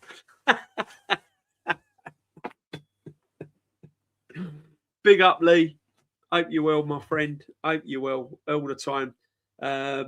Be a nice, easy chat tomorrow on the Rat Army. No doubt, my friend. Big up the Lee. Make sure if you ain't subbed to Lee Gunner, then you definitely haven't been living on planet Earth. Lee's like Marmite, guys. You either love him or hate him. One thing's for sure. You know what you're getting all the time. He's right about the profiles, DJB. Absolutely. I think a cup double this season more than proved he can get over the line. I'd say at most he should be given till January.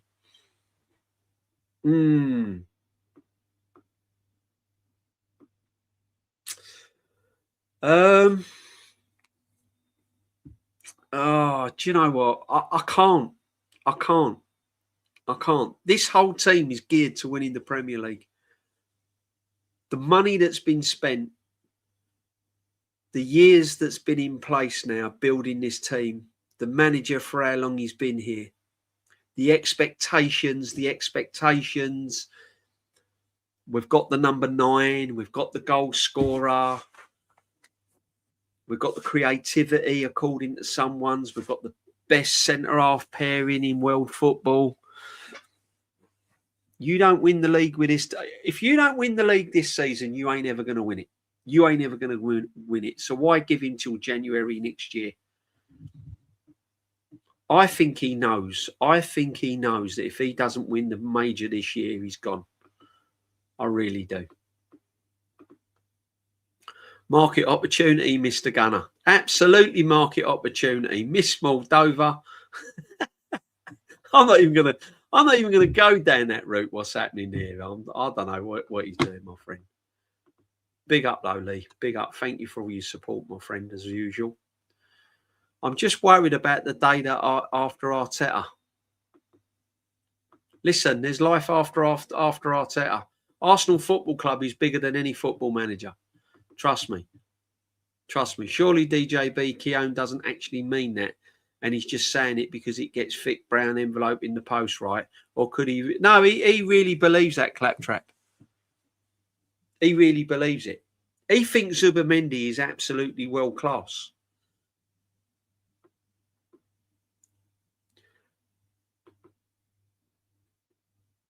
Arsenal's selling record is appalling. Oxlade-Chamberlain, I think, is our best-selling player to date.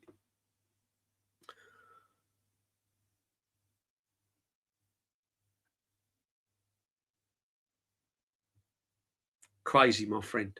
Crazy. But you don't sell well. We don't sell well. Hopefully now Berta's in place, we will sell. But this is what I'm trying... See, this is what I'm trying to say. People are saying, oh, you don't know what you're talking about because, like, you want 6, 7 players gone. I'm fed up of Arsenal players walking out the door for nothing. I'm fed up of seeing players go for like 10, 15 million, 20 million, 5 million, 7 million, going on a free. That's why I say, get rid of the players now while you can still get money for them. See, that gives you the opportunity to go and buy some fresh players at top level. Even if we get rid of 3 players, all right? Let's say we get rid of Martinelli for 35. We get rid of Trossard for 25. There's what, 60? And you get rid of Odegaard for 40. There's 100 million, right? 100 million pound. Go and get me 2 players or one big, massive signing that's absolute quality for this football team. Or you can go and get 2 real quality players for that. That's all I'm asking. I don't want the likes of Martinelli that can't play for 90 minutes in this team next year. I don't want the Martin Odegaards that has fallen off now. Go and get me, Lee Gunner, man, he's El Capitano.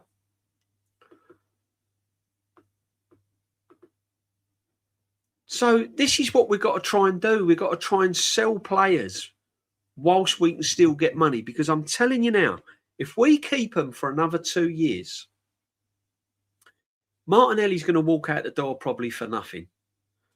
Odegaard you'll probably get about 20 mil for. And Trossard will go on a free. So then you've got rid of 3 players and you've only got 20 million for. Let's say we sold Jesus for 20 million to Saudi and we got 25 million for Havertz. 40 million, so it's 46. Let's say we can sell 4 players and generate 150 million pound. Look at the players we can get for 150 million pound in through the door. You might be able to go and get a Morgan Rogers from Aston Villa. Yeah? It needs to keep freshening up, because if we don't and we stick to the same players, all because certain fan base falls in love with them because they like their hairstyle or they look good on a calendar in their kitchen or something, I don't know, right? Let's say we stick to the same players.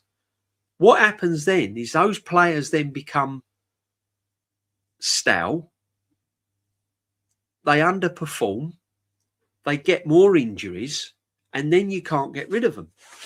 So now you're piling up stock of players that you can't get rid of. And the next manager coming in would then have to start all over again. 4 or 5 players go out the door on a free, you don't get a penny for them, and you can't afford to go and buy top quality. You're back to square one. Couple double FA Cup league is not enough. Needs to win the Champions League. Yeah, I'm with you, Darren. I'm glad you're on board, my brother. I'm glad you're in the huddle on board. Because the more fans that say that you'll give him another 2-3 years for winning a domestic cup double, you're just making it worse. You're making it worse. Yeah. And I know there's fans that will give him that. Not for me. Can't spend £1 billion and just win a domestic trophy. You can't. You can't spend £1 billion and just win a domestic. Not if you're moving like a big club. Aussie Ange, that's the minimum required. Yeah, exactly. And if we don't win it this season, I'm telling you now, we ain't ever going to win it. Because Liverpool are going to be stronger next year. Man United are going to be stronger. Chelsea are going to be stronger. City are going to keep the ball rolling. Then you're going to have other clubs improving, like Newcastle. They could sack Eddie Howe in the summer if things don't go well and get an absolute baller of a manager in the door there. You know? Teams like Everton will improve. Aston Villa will sort of still be a tough team. So if you don't win it this season, you ain't ever going to win it. It's never going to be won. What I wouldn't give to have Unai back. Can you imagine Unai Emery with £1 billion at this football club? We win trophies. I always say, I said this before, if Unai Emery was in charge of this football club, we'd have won a trophy last season with the players we had. We ain't getting knocked out against Newcastle. And we're not getting knocked out in the FA Cup against Man United.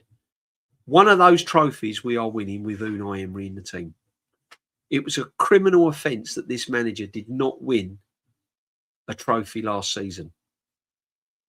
How on earth did he not win a trophy last season? I just don't know. Just don't know to this day. That's why I was shocked that he ended up at the football club this season. I don't think Havertz and Odegaard will leave, but I don't think Martinelli and Jesus will go. Joseph, this is the problem. This is the problem. See, this is where I'm looking at Berta in the summer now. I'm going to be looking at Berta at the end of the season saying, right, I know you got players' contracts. I know you got contracts over the line. I know you've brought players to the football club. What can you do now? How are you going to get rid of players? Havertz has got to go from this football club. You can't have Havertz with the amount of injuries he gets at this football club on 280 grand a week. That can't be sustainable. Jesus, you cannot have him at this football club another season and not get anything for him. Martinelli's another one. Calafiori now. He's getting into that bracket now because he's always injured. Can you risk having him another 2 years? You can't. You've got to move him on. We should sell Saka too. I don't know. You don't want, look, I know Saka's not having a good season, and I get it. I get it. He's not having a good season. But he's still a bit of a weapon to have in your team, isn't he? Yeah. To go and replace Saka, you got to spend 70, 80 million, haven't you? Really. So what he needs to do to Saka is what he done today, albeit by default. But what he should do with Saka is what he done today, and try bringing him off the wing, try and put him in a more central position and get his mojo back. You know, try something different with him, because that's what he's failed to do with Odegaard. That's why Odegaard's really fallen off the cliff, because he hasn't really coached him right. You know, Odegaard needed another role in this team. He needed to play a different role in this team. It's too late now. It's too late. All the wages are too high to get good sales. They're massively high, massively high. But I know the wages are high at every single club. But we have got, the problem is with Arsenal, is when you've got players in that 250, 280 grand bracket, and they've had 3-4 major injuries. And when I mean major injuries, I mean like real bad hamstring injuries that's required surgery, bad knee injuries that they've had like 2 or 3 surgeries on, you know, and they're on and their age as well. 280k a week, all this madness, you know. It's not good. It's not good. DJB, the draws keep the fans delusional. They cannot see the bigger picture with the manager, and many of the players, 3 losses in 40 is great, but why not just go all out for the wins? Exactly, Ozzy. Exactly. They are delusional, my friend. You know they are. Arteta soon to be the only manager in any sport to be given unlimited time, patience, unquestioned authority, support, and still fail to win anything. Doc, I don't understand it. I've never known a manager to have so much protection, so much leeway. You know, give him his due. Give the manager his due. He knows how to play an audience. He knows how to play a press room. He knows how to answer questions, and that's how he's getting by.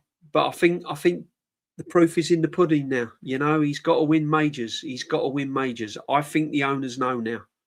Berta knows. Don't really hear about Bertie, do you? You don't really see him. You don't really hear about him. He knows. He's not stupid. He knows what he's got to do if it don't go well.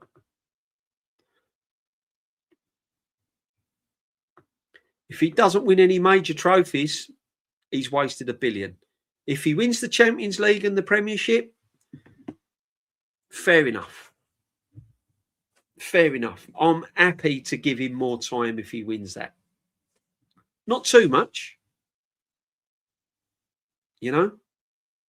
And if he gets the major trophies over the line, then it's going to be hard to say, oh, he's wasted $1 billion. He's wasted a lot of money. I'll give you that. There's a lot of players at this football club, and there's a lot of players that he's bought. Austin Trusty, Tavares, Sambi Lokongas, Fabio Vieiras. I mean, the list goes on. The list goes on. And Edu was an absolute clown, wasn't he? Exactly. 1 million. We are terrible for selling players. Santi Cazorla would do a better job right now. He was a baller, man. Santi Cazorla was just heaven. Omri won 4 Europa Leagues compared to Arteta's FA Cup. Yep, facts. Facts. This season, now or never. I feel if we don't win this year, the Premier League will be a few years before. It's Martin. It is. You do get that feeling, brother, don't you? That if it's not this season, it's going to be, oh, here we go again. Here we go again. It's going to be another long, long time. And we're desperate. We are desperate. And people say you got PTSD. People say you're negative. We've got a right to be negative. The manager's failed in the past. The team's failed.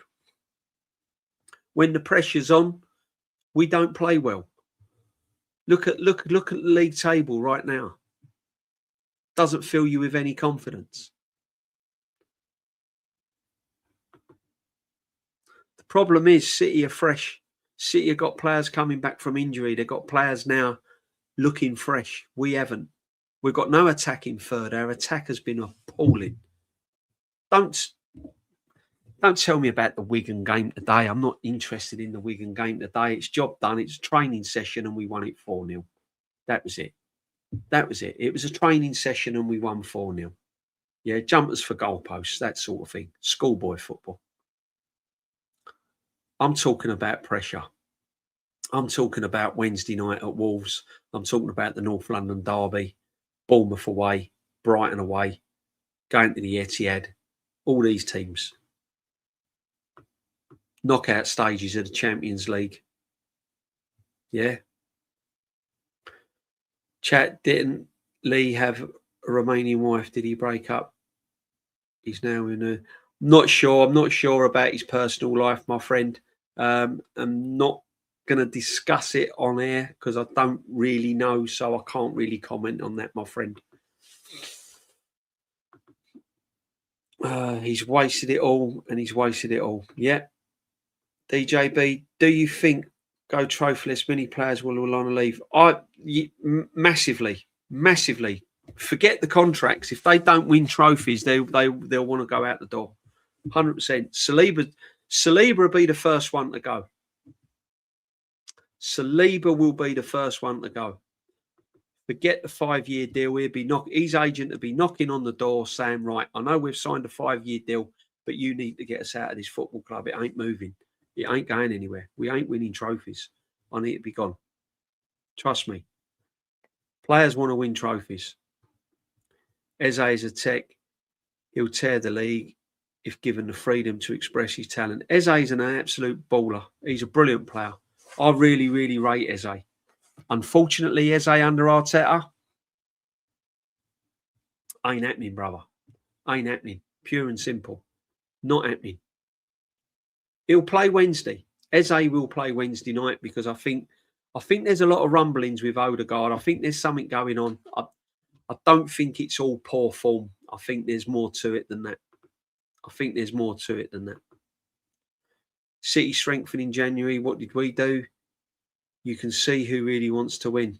Yeah. I don't think the funds were there in January, my friend. We've spent a lot of money. That's why I'm saying those players have got to leave. We've got to sell players before we bring in any players. Yeah. Fans expect Arsenal to just walk all over Wolves. It won't be easy. It's not going to be easy at Wolves, brother. It's not going to be easy at Wolves. You don't rank the Saliba at all. Would wait to see the manager that comes in before making a transfer request. I I think he's shut. Do you know what, right? I said this to Matty, and me and Matty discussed this. They've seen the plan B. When these players have signed a 5-year deal like Saliba and Saka and all of them men, that's what gets asked. When you're an agent of these young footballers that have got all this talent, you ask the questions. You sit down and I don't know, but I would imagine that you sit down with that player and the football club and you go, right, you want my player to sign a 5-year deal. What happens if the manager walks out the door? You want Saliba to sign a 5-year deal. What happens if Arteta takes the Spanish job, the national job? What happens if he goes to Barcelona? Let's just say, that's without us sacking him. What happens then? Oh, no problem. Here's the list. Luis Enrique, Zinedine Zidane, blah, blah, blah, blah, blah, blah. They've seen a plan B of managers before they sign that on that dotted line. I'm pretty sure of it. And then they go, right, okay, well, if you can guarantee me that these managers are going to come in if anything happens to Arteta, then he'll sign. But if they don't, and we don't win anything, then he wants a transfer request. That's what I think the negotiations are. I can't believe these players of Saliba, Saka signed 5-year deals without knowing what's down the pipe, without knowing what the future holds. Because they know deep down that Arteta's not going to be here for another 5 years. I think the toppest of tippity top, the Gooners, deep down know this manager won't be here for another 5 years. And if they do, then they really are deluded. I'll be shocked if this manager's here for another 5 years, regardless of what he wins. Never seen a manager get this much protection. Nope. Eze made sense. He was disgusting signing. I think so. Squad player at best. I'd give Madueke a bench player. What do we actually want as a football club, though? Do we want like players just to be bang average and just to be bench players? Or do we want competition for every single place? That's what I'm hoping in this modern day football. When you're talking about spending billions and billions of pounds, I want players to be pushed for their place. I want a man like Declan Rice. If he drops a stinker for like 2 games, he's gone.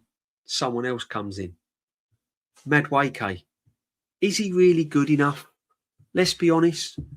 Look at the Arsenal players you've seen over the years. Freddie Ljungberg, is he better than Freddie Ljungberg? Just one off the top of my head. No, he's not. You know? I understand that all clubs have like a rookie or have like a dud, you know? But I want to see players now where every single position is up for grabs. And when you do like for like, you're bringing on an absolute baller. Yeah, that's why I wanted Elise to come to this football club. Because Saka gets injured or Saka's off form, you got a man like Elise coming in. Eze comes in for Odegaard. What happens if you'd have had Vitinha coming in for Odegaard or coming in for Eze? You got Vitinha sitting on the bench or starting. You know? I'm not saying you can get ballers for every single positions, but your key positions like your right wing, your left wing, your centre forward and your number 10, get proper players in there. We deserve that. We're Arsenal Football Club. I don't want players that just scratch around and that are okay. Because I still think, look, as much as Norgard's done okay, he hasn't really been pressured. See, I keep saying this as well, right? these players that have come in when it's safe to do so. Like today against Wigan. Norgaard's come in against Wigan. It was safe. You knew what you was going to get. It's nice and safe. You're starting Norgaard in the Champions League against Barcelona in a knockout phase. You're playing Norgaard right now to the end of the season.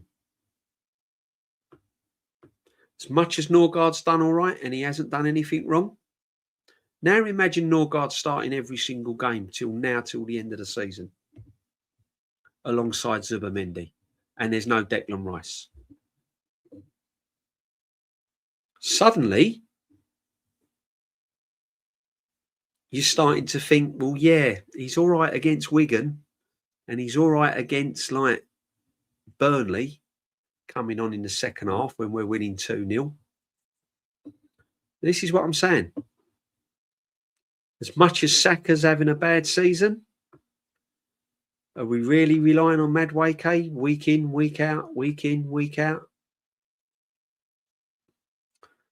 This is what I'm saying. So, as much as Mosquera's a good prospect, and I think he's going to be really, really good for this football club, week in, week out, replacing Saliba or Gabriel from now till the end of the season, Champions League knockout, FA Cup quarterfinals, Carabao Cup finals. Looks a whole lot different. Ben White instead of Timber, week in, week out.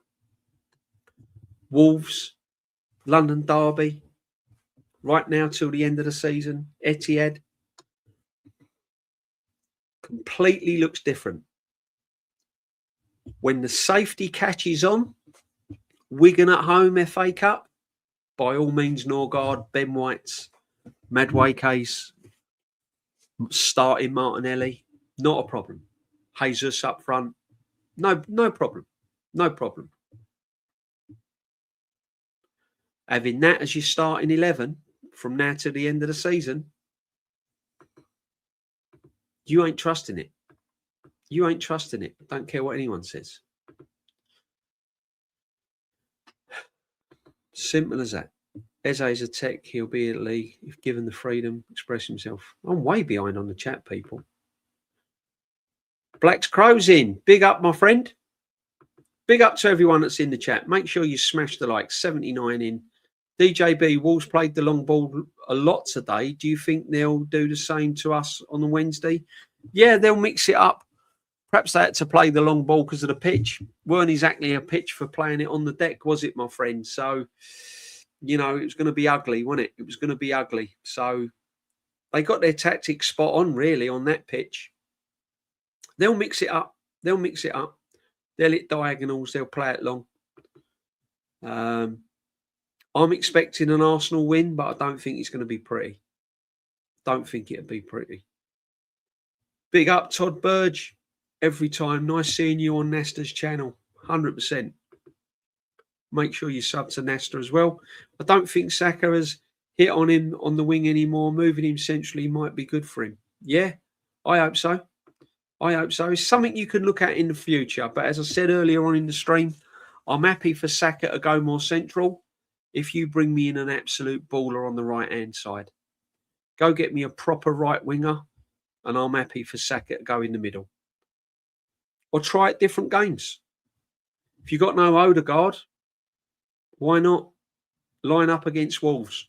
Line up against Wolves with Madueke on the right, Saka, Eze, Trossard, Gorkarez, and see how we go from there.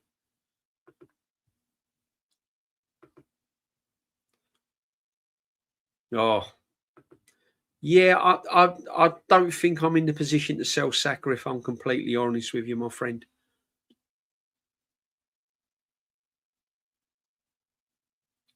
I still think he's got a lot to offer, Saka. I just think that he's having a bit of a bad time at the moment.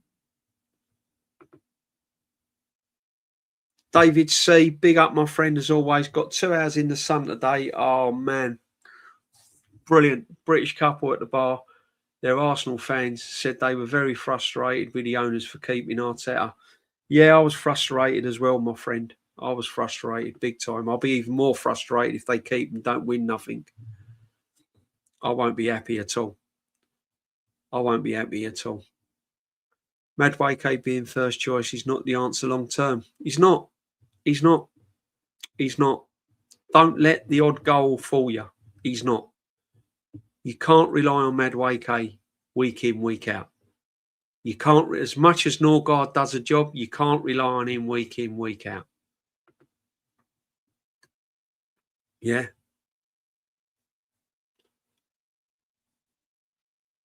Yeah, I heard rumours. I don't know why we need a central defender. I don't know why we need a central defender. We need a left back. That's what we need. We need a proper left back. Good win against Wigan, but I expected more of a challenge in the next round of the Cup. Todd Burge, you're going to get more of a challenge in the next round of the FA Cup. Trust me, my friend.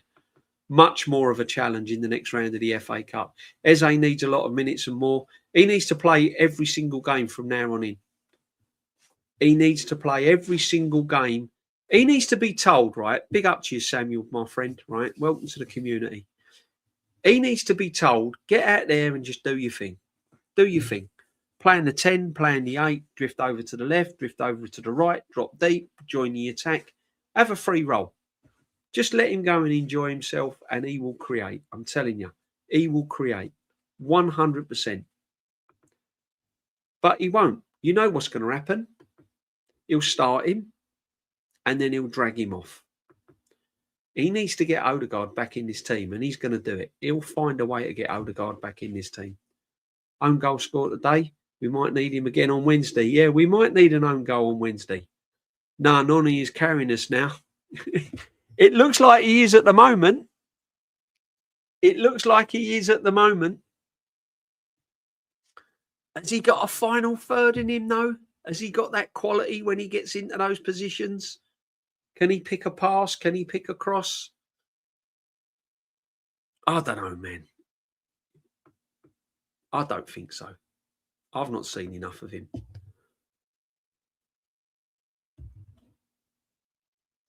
That sad boy from the academy at senior. I want Saka to retire playing only the Arsenal jersey.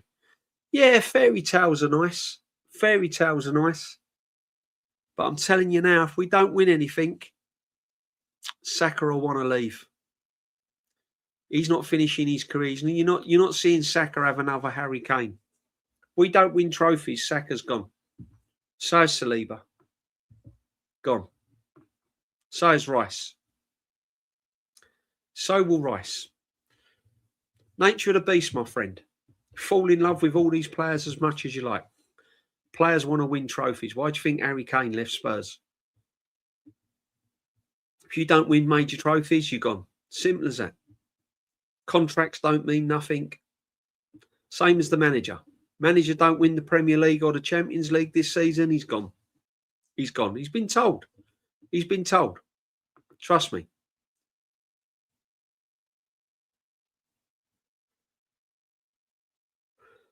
Generally speaking, how long do you give a proven quality player a spell of bad form before you sell him, in your opinion?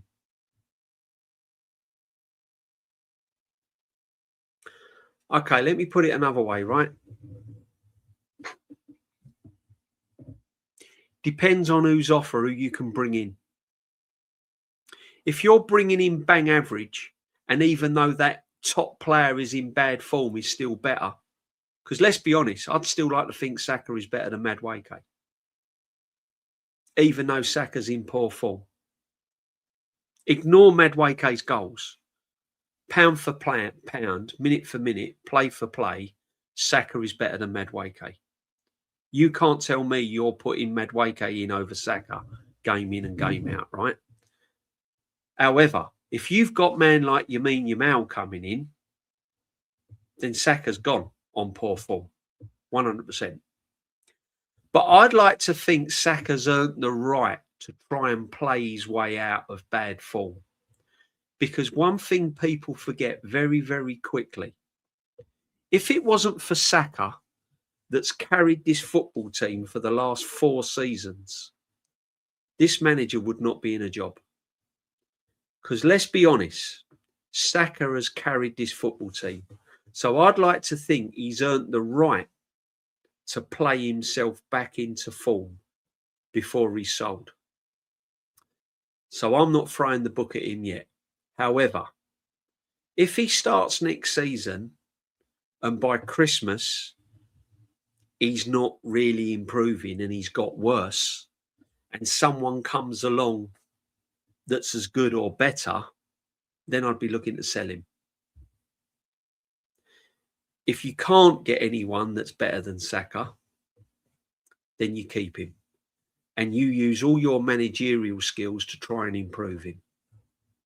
Because that's ultimately what it's down to. It's down to the manager to improve these players. It's your job. And I say it and I say it and I say it and I say it. Whether you like it or not, the buck stops at the manager. Stops at the manager. Players don't get the sack. The manager gets the sack. And they get a sack for a reason. It's because they've failed at what they do. That's where I am with Saka. Give him the benefit of the doubt because he's earned it. Without Saka, you wouldn't have Arteta. If he doesn't improve by the middle of next season and someone comes along that's better, sell him. I want to see Rice playing like a 9 in these games. Yeah, Rice is quality. Rice is absolute key to this football team. Absolute key. If there's no Rice in this football team, we wouldn't be top of the league this season. Simple as that. Simple as that.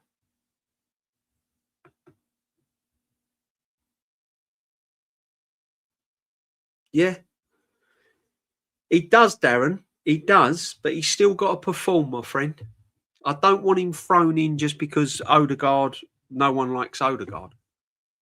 I don't want Eze to be used as like a, how can I say? I don't want Eze to be used as a kind of shield so that Odegaard don't play. If he's in the team, he's still got to perform. He doesn't get a free ride. You know? Because at the end of the day, we paid top money for him and he's 28 years of age. He's 27 going on 28. And he's a proven Premier League player. So I don't want him in the team just meandering around. He's still got to perform. And if he doesn't perform, I want him gone. They're the standards I've got at Arsenal now. I'm fed up with it. You know? I'm fed up of going all this time without trophies. I'm fed up of just taking second best. I'm fed up with bang average players at this football club. Yeah? I want bigger things now. Times have moved on. I've seen top players like you have, Darren. I've seen top players at this football club. If you're putting this team in the best team in history, then I want to see it is the best team in history. And at the moment, it's miles off it. Miles off it. There's no one at this football club better than Alexis Sanchez. There's no one at this football club better than Thierry Henry. There's no one at this football club better than Dennis Bergkamp, Liam Brady, Robert Pires. Yeah. Tony Adams, Kenny Sanson, Ashley Cole, Santi Cazorla, Cesc Fabregas.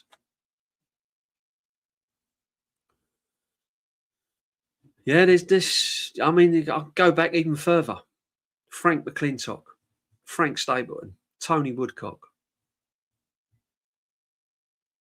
All of them players that I've just mentioned would get in this team today. Right now, walk straight in. In their prime, on their pomp, they walk straight into this football team. There's no one at this football team that would replace any of them players. There's no one in that midfield better than Cesc Fabregas on his day. Gilberto Silva, Patrick Vieira. Not even Declan Rice would get in over Patrick Vieira. And as much as I rate Declan Rice, he ain't getting ahead of Patrick Vieira. And he ain't getting ahead of Manu Petit on his day. So, you know, Robin Van Persie. Thomas Rosicky, all at Alexander Hleb, Nasri, Rocastle, Paul Merson, Alan Smith, Golden Boot winner. Alan Smith is better than Victor Gyökeres right in his day, right now. None of them players of today in that Arsenal team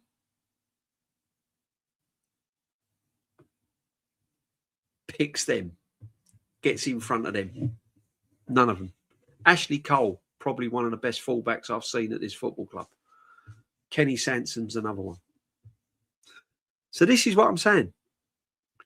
When people talk about best team in history and how good this team is, squad, they are nowhere near the players that I've just mentioned. So why can't I demand that level now? Why do I have to put up with the likes of Madueke, Martinelli? That's for me not a 90-minute player. Norgard. Why do I have to put up with it?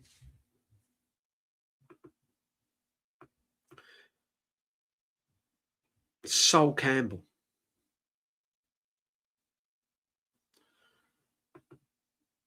Rice is not getting above Gilberto. Brother, you know he ain't. You know he ain't. See, it's not until you reel these names off your tongue you think, hang on a minute, let's check here. Let's just do a double take here. Yeah, because we all get carried away with this team. We all get carried away with like what they're doing this season and top of the league and top of the Champions League and all of this.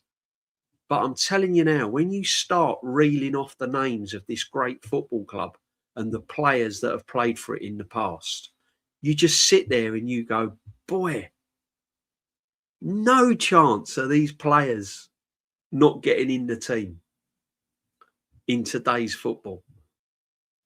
You're telling me Madueke gets over Lundberg? Martinelli and Trossard gets over Bobby Perez? Mark Overmars? Nicolas Anelka, you know. You're telling me Victor Gyökeres takes the place of Nicolas Anelka? I'm not even mentioning Dennis Bergkamp or Henry. Torre, Reyes. Come on, man. Come on. Kanu. The list goes on. And this is the best team in history. It's just insulting, isn't it? It's insulting to those great players. I'm not even mentioning the Radfords and the Georgie Armstrongs of the world, Frank Stapletons, Graham Rickses, Liam Brady's, George Graham when he played. What a player he was. Charlie George. All of these players. Best in history, best PR in history. You said it, my friend. You said it. Santi Cazorla, what a player he was. What an absolute Baccarat Sagna. Yeah, underrated. One of the most underrated players of Arsenal. Right? I can list three or four players I think that was underrated at Arsenal that never really got the credit. Sagna, Adebayor, Alexander Hleb, Thomas Rosicky, all underrated, massively underrated. Gal Clichy in his pomp, he was underrated, 100%. Lauren, yeah, massively underrated. Theo, it was just about right, Theo, I think. I don't think Theo was kind of, yeah, I mean, he was a good player. I know he was a good player. But again, he gets in this team, doesn't he? You know? No, in my 40 years watching Arsenal, this squad is nowhere near the best. Exactly. So, Martin, we know what we're saying, don't we? We don't understand all this best in history. Strongest squad ever. Yeah? I don't get where it's all coming from. Imagine Rosicky today, baller. Alexis Sanchez, man.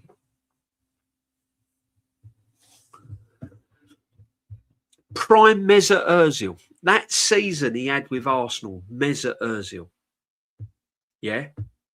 Not talking about the Mesut Ozil that dissolved and caused all sorts of madness. I'm talking about the prime Mesut Ozil. Unplayable, wasn't he? Adebayor, very underrated. Top player.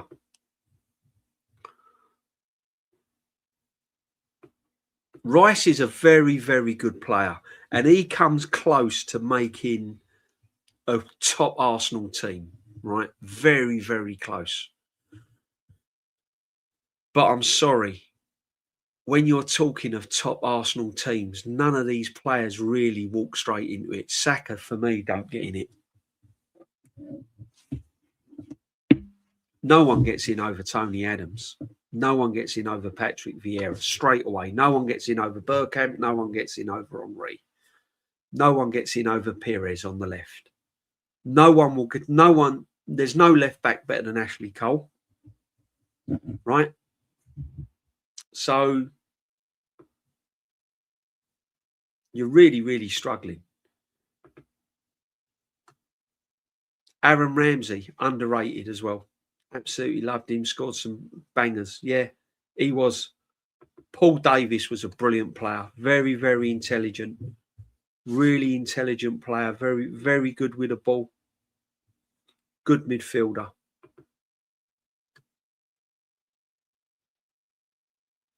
Nicolas Anelka would have been better than Thierry Henry. Nicolas Anelka was just immense. I agree, Rice could be in the squad of one of the top previous teams, but he ain't starting. Yeah, definitely. He'll definitely be banging on the door. Yeah, Sanya was underrated, my friend. He was underrated. He was a clean defender. Gilberto was unsung hero for me. Gilberto was a unsung hero. Gilberto was a very, very intelligent player. Really good player. Done a brilliant job for us.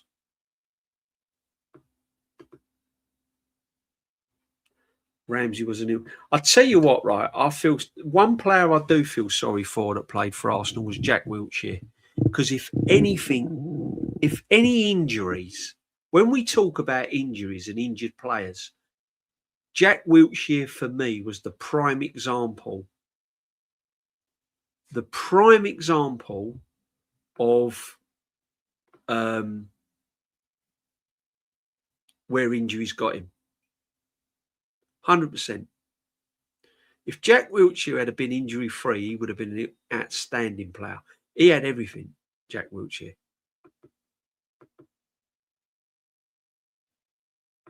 Yeah, he was proper player, proper. Fabregas, oh man. Cess, how good was he? How good was Cess, man? What a player he was.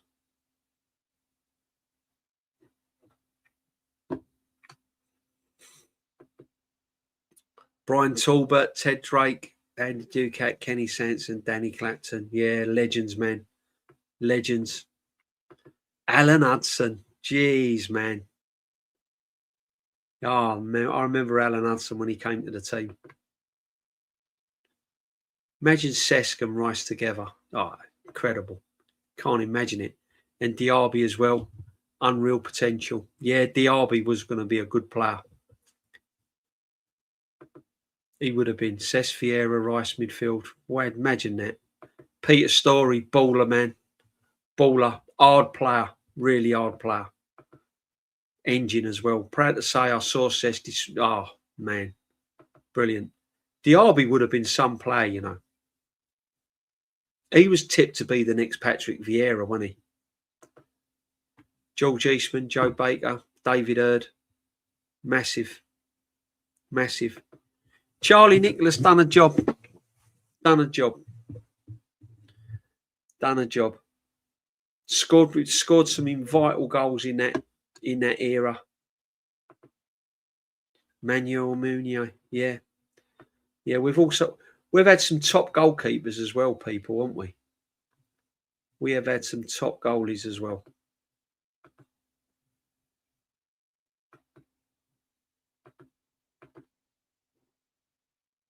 Massively. Van Persie, brilliant player.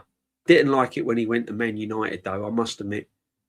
Really upset me when he went to Man United.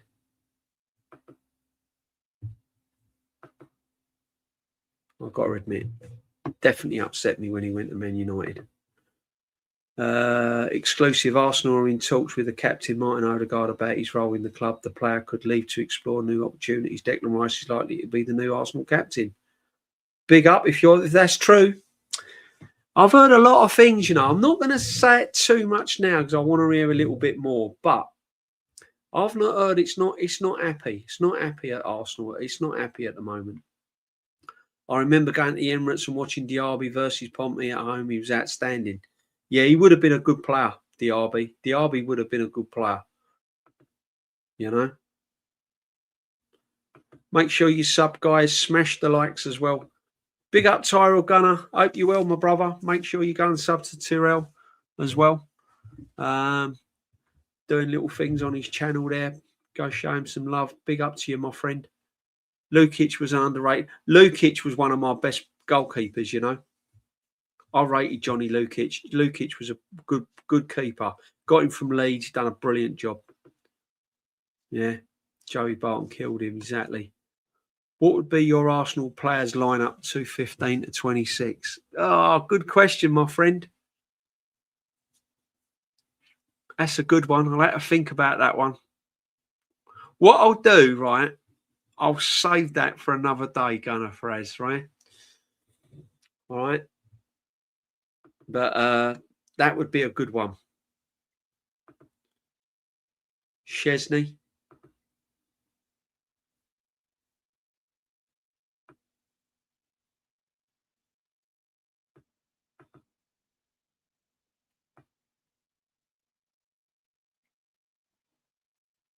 Yeah, they've had some proper players, people.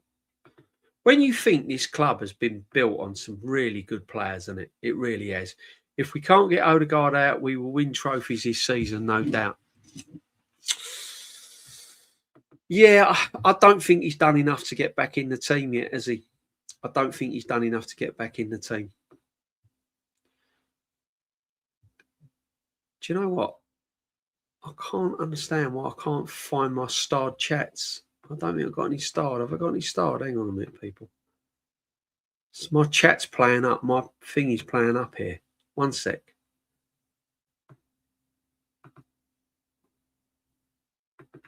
There we go. That's unusual. There we go. No, it's all right, guys. Will Todd. Well, look, Will Todd. Will Todd! Yeah. Great players, isn't it? Eduardo, before his injury, proper fox in the box. Good player, Eduardo. Remember the Bradford came from 2-0 down and beat Chelsea 4-2 at Stamford Bridge? Yeah. Remember it well. Remember it very well. John Lukic in short shorts. Yeah. He's a good keeper, John Lukic. Really good shot stopper.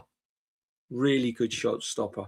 Arsenal's always had some good goalkeepers, though, haven't they? Haven't they? They've always had good goalkeepers over the years when you think about it. Jimmy Rimmer, Bob Wilson, you know, that obviously David Seaman, you know. We've had some howlers, but on the whole, Arsenal's had a decent goalkeeper. I think Raya's a decent goalkeeper. He just annoys me. He just annoys me. He dwells on the ball too long. Just get it into play. Stop all that flipping around as if you're some sort of Lionel Messi. Just do your job. kick it out, throw it out, get rid of it quicker, get the ball moving quicker. But I think he's a good keeper. If it weren't for Rao, we'd have lost against Brentford. That header's a goal. Pat Jennings, man, absolute legend. Absolute legend. 100%. Complete legend. Now we have Odegaard. Odegaard's captains were unbelievable. Remember a spinner?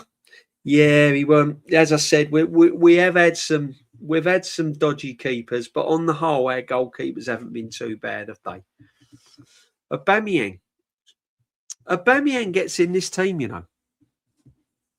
Aubameyang gets in this team. 100%.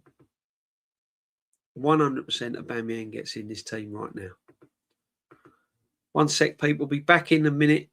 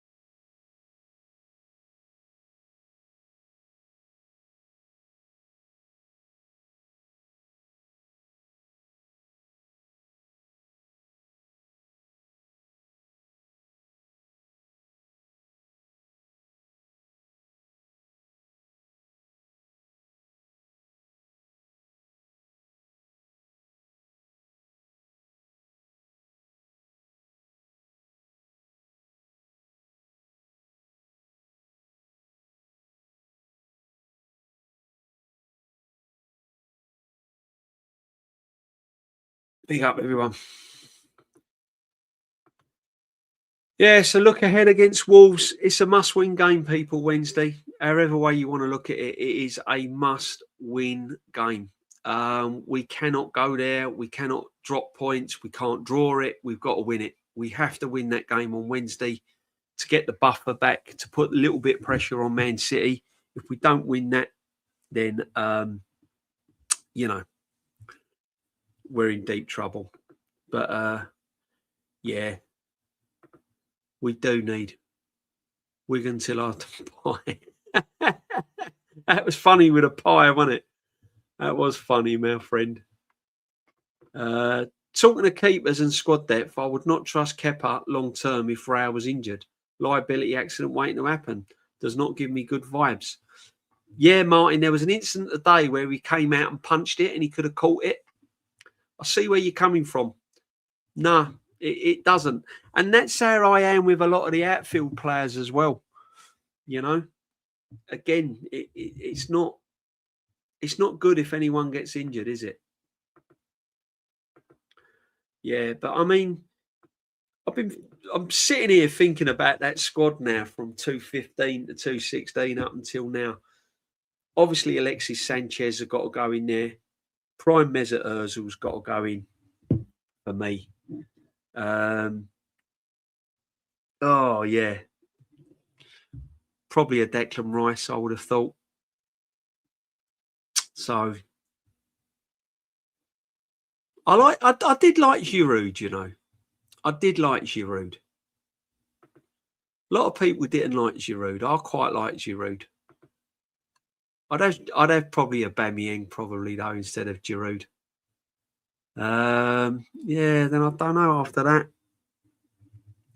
Who else did we have? Lancashire. I'll probably go. Yeah, from 2015-16. Yeah, I don't know. I do like Saliba. I do like Saliba. I do like that pairing. I do like the pairing we've got now, Gabriel and Saliba. I've got to admit, I do think that's a very, very good pairing. Not quite Sol Campbell, not quite the Tony Adams is or anything like that, but I do like that pairing. Don't watch Igal. Let him know the lane is his place. Yeah, don't watch it. Anders Limpar. Yeah, he was a good player. Done a good job for us. Signed him at the right time. We needed that little bit in there.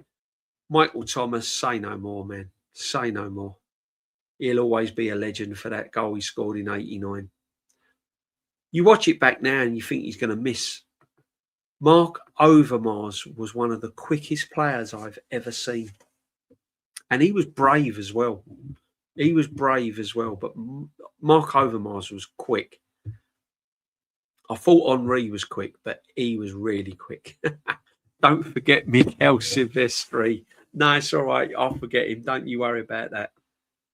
I'll forget him. Don't you worry about that, my friend. He's forgotten about. Alex Oxlade-Chamberlain. Never really quite hit it, did he? Not for me. He had one or two moments, but he was never really... Yeah. Do you know what I mean? He was all right, the Ox, but he never really hit the heights for me, to be honest. How good was Pat Jennings, DJB? Pat Jennings, right, was a goalkeeper who, you know, like we say, defenders read the game well. Oh, that defender, he reads the game really well. Pat Jennings, as a goalkeeper, read the game. He kind of worked it out where the crosses was going to be, and he was always there, safe.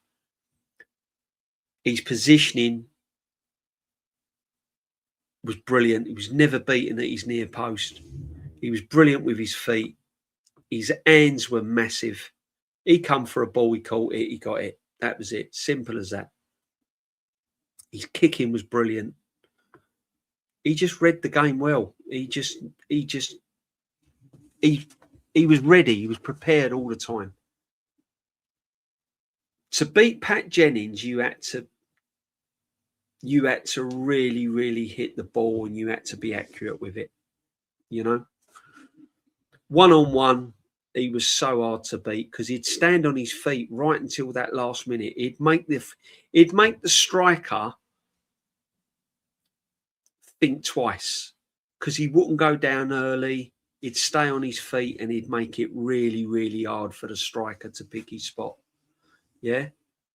Very rarely you saw a mistake from Pat Jennings. Naeem don't score from the halfway line with Pat Jennings. Don't happen. As much as I love David Seaman, yeah, doesn't happen.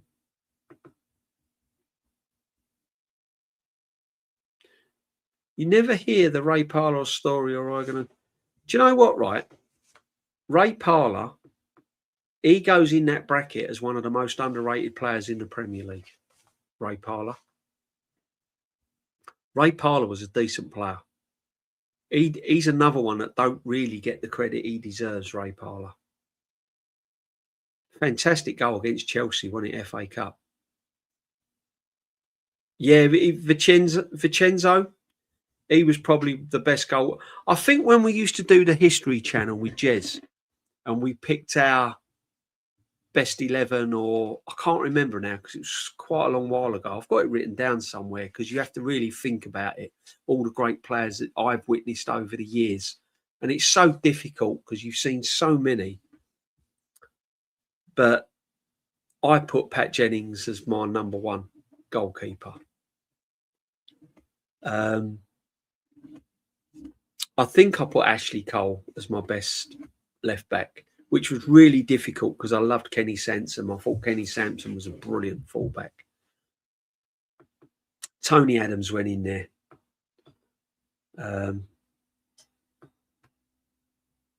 Now, Tony Adams, David O'Leary, or Tony Adams, Frank McClintock? Tough one. But I think I put David O'Leary in there with Tony Adams. Do you know what? We never got round to it, me and Shane. You know, when Shane had different guests on to pick their all-time best 11 Arsenal. I don't think Shane's ever done that with me. No, in fact, he hasn't. He hasn't done it. I know that for a fact because we just never got round to it. We was getting our channels up and running, and he was doing sort of different things and that. We just never really got round to it. But yeah, We'll have to do it. I'll have to speak to Shane and see if Shane can get me on to do like my best 11, because it's a difficult one. It is a difficult one. Did I do it? I can't remember if I've done it. No, I spoke to him about it, but I don't think I've done it live. Jennings could catch a cross with one hand. Often. He'd often catch a cross with one hand, Pat Jennings. Amazing goalkeeper. Yeah, that was the day my dad threw the TV out the window. Yeah. Yeah, quality. I've never seen Jennings upset. Nope. Egal disrespected George Graham.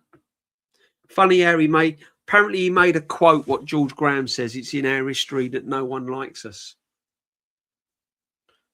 How is he quoting what George Graham says? Greatest ever manager for this football club.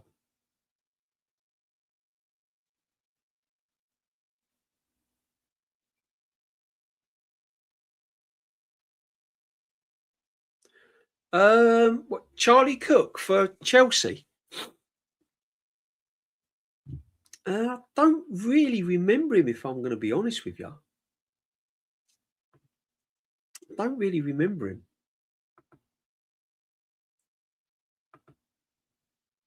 Meet Pat Jennings, great keeper. I saw Pat Jennings once. He shook hands with me. I was, when they used to come off the coach and used to stand by the marble halls greeting the players when I was a kid back in the day. And he shook my hand, and his hand was like massive. Frank McClintock as well, spoke to him, got his, great players. Great. You used to see them. They used to mix with the fans, didn't they, years ago? Great days. Absolute great days. Meet Pat Jennings, keeper, considers himself Spurs more than Arsenal. Broke me heart. Yeah, I suppose he's got more affiliation to Spurs. But listen, he never let us down at Arsenal, and that's all that matters. Bit like Sol Campbell, really. Came from Spurs, never let us down, really. Never had the chance to watch the 80s and older Arsenal players, only late 90s and early 2000 players. Terry Tibbs, they were great times at Arsenal. We had some rough times. But there were some great players. Great players. Really great players. I was very fortunate to watch some of the great Arsenal players of the 70s growing up. Pat Rice, great right back, brilliant captain as well. Sammy Nelson was another one. David O'Leary was just brilliant. David O'Leary was just absolutely brilliant. Really good player. DJB saw a viral clip of you and Shane talking to another fella, and he was saying, this is the best Arsenal side in history of the club, and both of you burst out laughing. Exactly. Because it's laughable. Romford, Pele, yes. Jennings spent 13 years at Tottenham and 8 years at Arsenal. Yeah, he's got a big affiliation to Spurs, which is fair enough. But he came to Arsenal and he done a good job.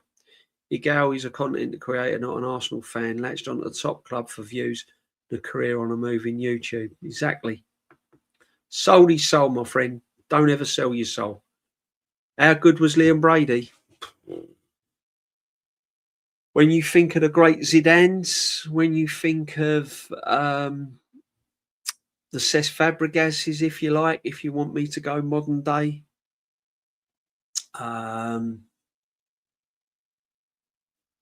Pirlo's, when you're looking at Andre Pirlo's of the world, all of them, then you've got to put Liam Brady in with that bracket. Liam Brady was an exceptional player. Left and right foot, shoot from anywhere, pass it long, pass it short, 30 yards, 20 yards, dribble, 2 feet, drop of the shoulder, ball close to his feet, playing on pitches that were full of mud, sand, grit, whatever you like, puddles. Used to just make Honestly, used to glide across the pitch. Glide. Assists, goals, amazing. Absolutely. If Liam Brady was around now, he'd be a 120, 140 million pound player. That's how good Brady was. Exceptional player. We're forgetting Lee Dixon and Nigel Winterburn fullbacks. Yeah, good fullbacks. Nigel Winterburn was just exceptional. We paid like stupid money for him. Great player. You just won't see players like Gaza, Merson, Joker. No, they're not around, my friend, anymore. They're not around. Joe Cole was one of the best young players I've ever seen. Joe Cole was a brilliant player. Di Canio, Hazard, man like this. Gaza, Merson, brilliant players. Brilliant players. They're not players anymore. They're robots.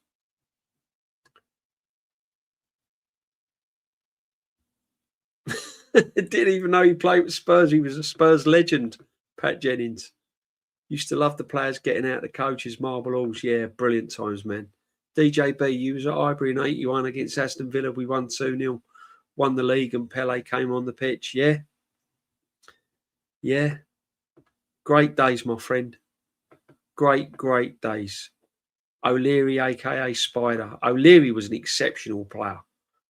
Who was the Arsenal player in the 70s, 80s that had a fine set of hair? Top gooners would go gaga for him, his long locks flowing in the wind like Calafiore. Oh, that was Mancini, wasn't it? George Mancini, Charlie George. They all had locks of hair. All of them had long hair. Charlie George had loads of hair on him. He had long locks like Calafiore. Yeah.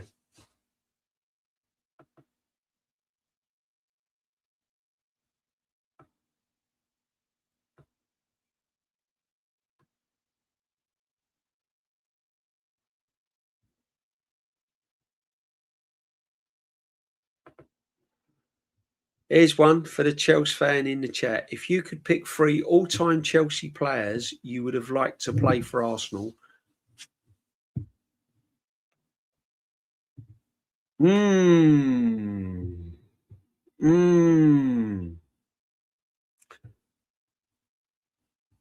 Like to play for Arsenal. Who are you picking? Mine from is Merson, Henry and Bergkamp. Zola,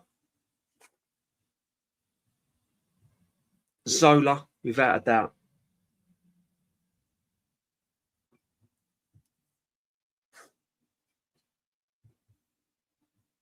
Oh, you've had some brilliant players at Chelsea.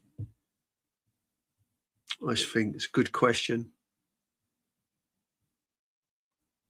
Do you know what? This is going to surprise a lot of people. Frank Lampard. I thought Frank Lampard was a brilliant midfield player. The goals he scored and what he achieved at Chelsea. And he was consistent. But he was like Declan Rice, but with goals and lots of goals. And he had assists as well. And the great Ray Wilkins. Yeah. Zola, Wilkins, Lampard. Steven Gerrard.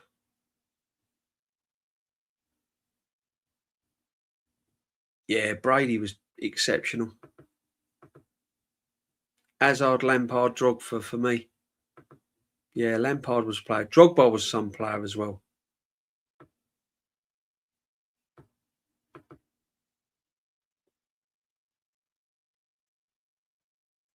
Oh, man. Dagger for us United fans.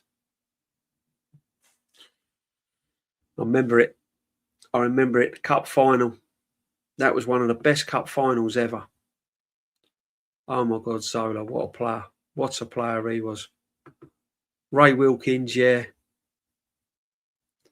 Peter Marinello, yeah. That was him. Never really got going, did he? Never really got going, my friend. Hazard. Mickey Hazard was a player, Darren. Yeah. Drogba used to haunt Arsenal, didn't he? Drogba used to absolutely terrorise Arsenal. Terry, Hazard, Lampard. Isn't it funny how everyone picks Lampard? I hope Lampard gets Coventry up. I really do. I rate Lampard. I like Lampard as well. Winterbird, bargain buy from Wimbledon. Oh, he was absolutely bargain. Middle aisle in Aldi's. Do you know what I mean? And Dixon from Stoke. When you think of the players, what we got. Do you remember Kevin Richardson from Watford? Kevin Richardson from Watford, you know. Crazy. Steve Bold as well. All bargains. Look at that back four that he built that team on. Mad. Best manager in history, man. Without a doubt. How bad is football now? Yeah. You don't see. Trouble is, right, we were saying this the other day. In 20 years' time, look, we're still, like 30 years on, we're still talking about Tony Adams as a great player. 20 years on, you're still talking about great captains. You're talking about your Roy Keanes and all that. In 30 years' time, will you be talking about Martin Odegaard?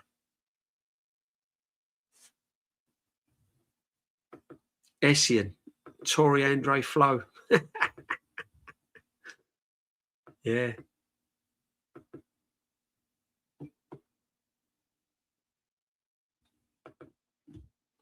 My player like Gary Cahill won. Yeah. Gary Cahill was a good little player. Good little player, Gary Cahill. Rico was 250k from Everton. I know. Crazy, man. Darren, when you think of the players we got, cheap, bargain, do you know what I mean? Players you would not even consider nowadays.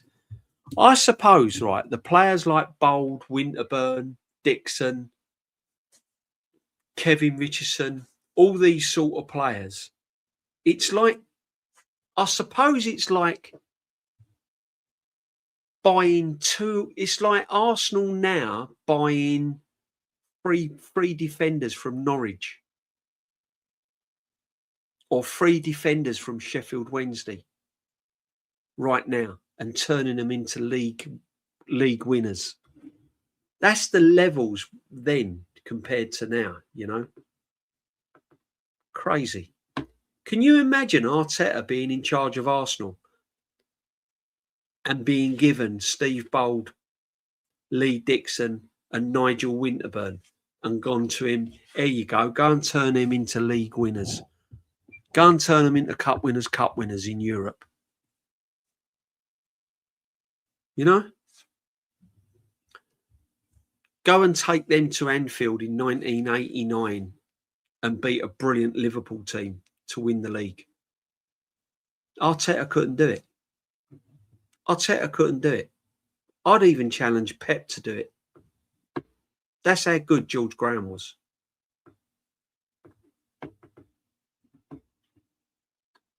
Big up, my friend. Can you imagine it? Johnny Hollins.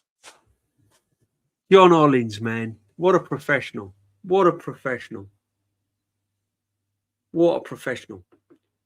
Brian Kidd. Yep, saw Kiddie play. And Alan Ball, man. Alan Ball was a baller. Alan Ball was a brilliant player. Yeah, really good player. Brian Kidd. Yeah. I'll tell you what, these bring back some memories, some of these players, man. Some of these players. Willie Young. Remember Willie Young? Willie Young.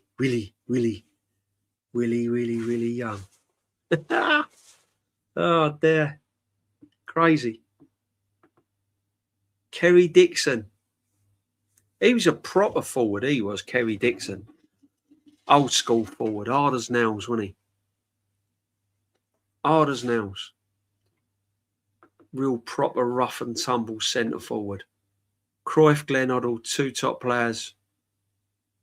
Never see live. I saw Glenn Hoddle loads of times. Great player. Great player. Didn't see Cruyff, but I've seen Andre Pirlo. I have seen Zidane. I've seen Gabriel Batistuta. There's a lot of players I've seen live. Zola. Thomas Brolin. All of them.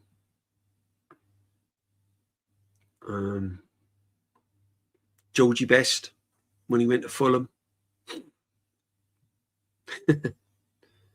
Seems like yesterday now, man.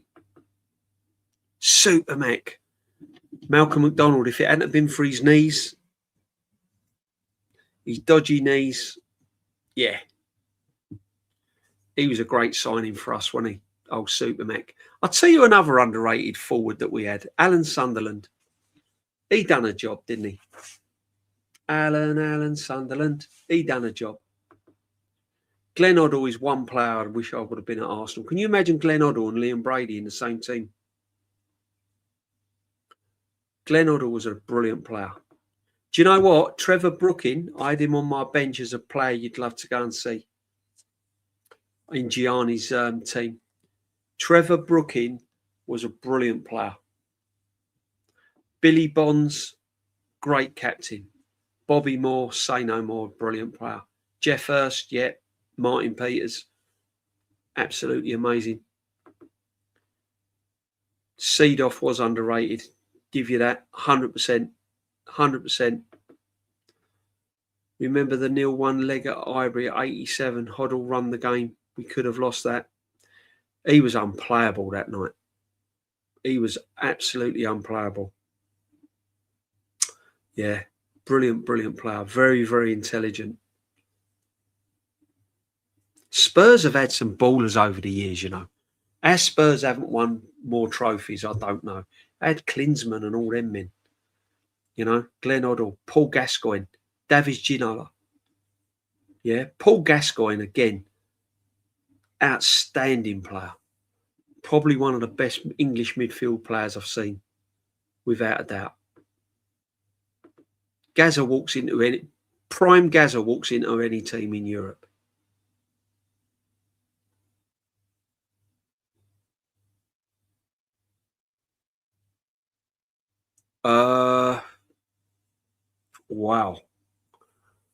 Wow. The Invincibles will be up there. The Invincible team, whether you like it or not. Take away that it's Arsenal and just literally look at that Invincible team, the way they played football and destroyed teams, the way they knocked that ball around, the way they got that ball from defence into attack through the midfield, used the wings, the pace, the speed it was played at, the 1-2 touch. So the Invincible team you've got to put in now with the great Ajax's team. But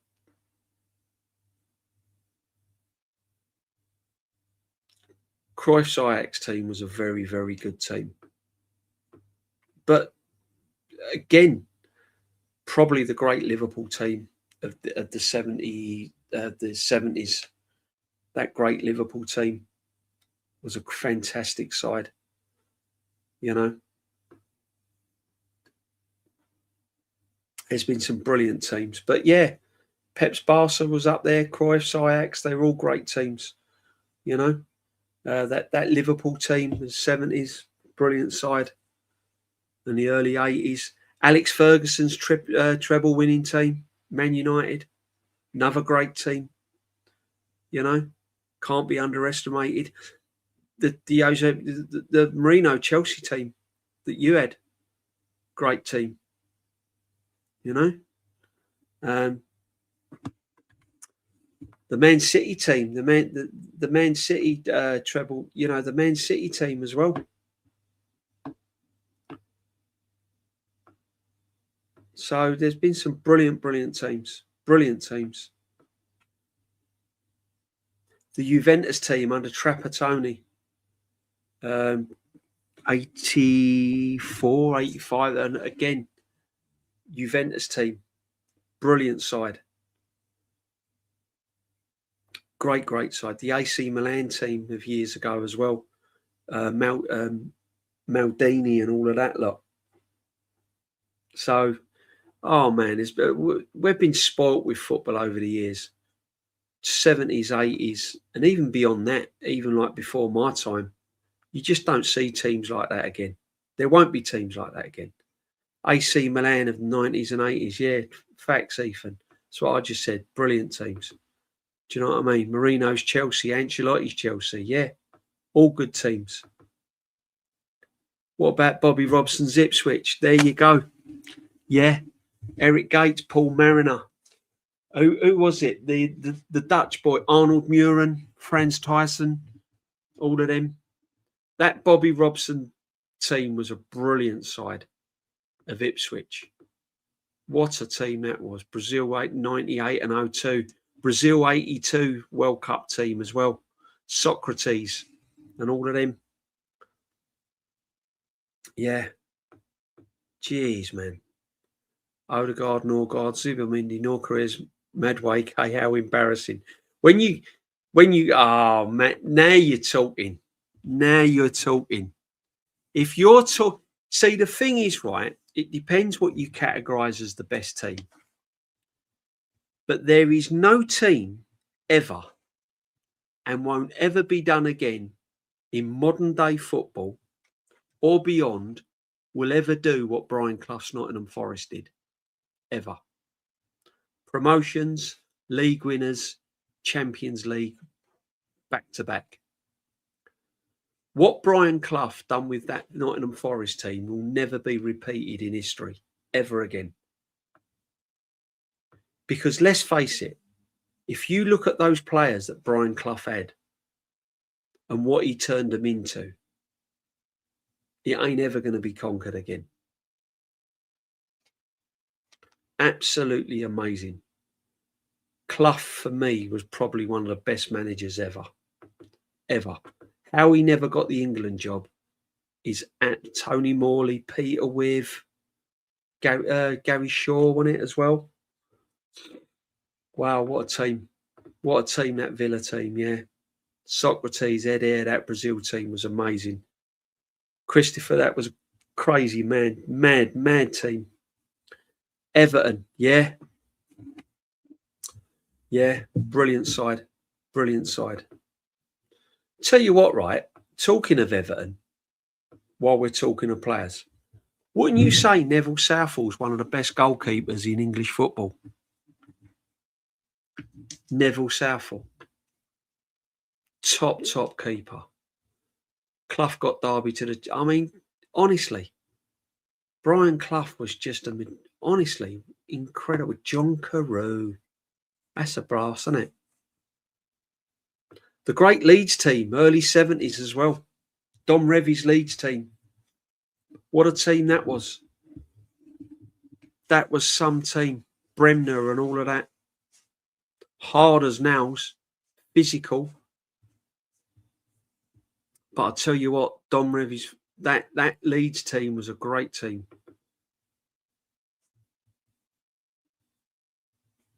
Yeah, Southall was an incredible goalkeeper. What Fergie did with Aberdeen as well. Yeah, Strachan. Yeah, Clough did well the weekend at Mansfield. Beat Burnley 2-1. Mad. Darren Huckabee, Norwich. Dirty Leeds. They were dirty, Darren, but I tell you what, man, they were a good team. They could play as well, though. They could play a fair bit of football. Graham Sharp up front for Everton was a proper striker. Graham Sharp was another underrated player. Very, very underrated. DJB, when they said that the Leicester winning the Premiership was the greatest achievement, I always said it was Forest. Yeah. I'd say it was Nottingham Forest because of the European campaign. But what Leicester did that season as well, that's up there. If you was to pick... Leicester would be up there in that bracket with Nottingham Forest. You couldn't put Leicester too far off of what he done, the Tinker Man, what he done with that team, winning that Premiership. I'll never forget it. Got to Christmas. Leicester a drop off. Leicester a drop off. Then Christmas came, they were top. Got to January, no, Leicester can't sustain this. Vardy was smashing in goals. Mahrez, N'Golo Kante was bossing the midfield. Got to February, no, Leicester, look at their fixtures. They're going to drop off. They're going to drop off. That was amazing. That was absolutely amazing. How good was George Graham as manager? The best. The best. For me, the best Arsenal manager ever. Ever. Might not have been the prettiest football at times, but he scored he got Alan Smith scoring a bundle of goals. And we used to smash teams. We did used to smash teams under George Graham. But for me, he was the best. Yeah, without a shadow of a doubt. No, Madueke wouldn't survive in that era of football. No. All of George Graham's players had end products. They had end products. They got in position and then they knew what to do with the ball.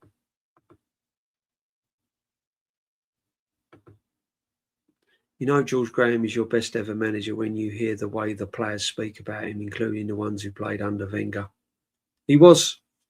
He laid the foundations. For me, his in-game management for me was key. I always look at managers. What can you do to change games when they're not going well? What can you do to turn a game on its head when you're up against it? George Graham done it time and time and time again. Yeah, he'd go to a back three, he'd go to a back four, he'd play five in midfield, then he'd put three up front, then he'd play one up front.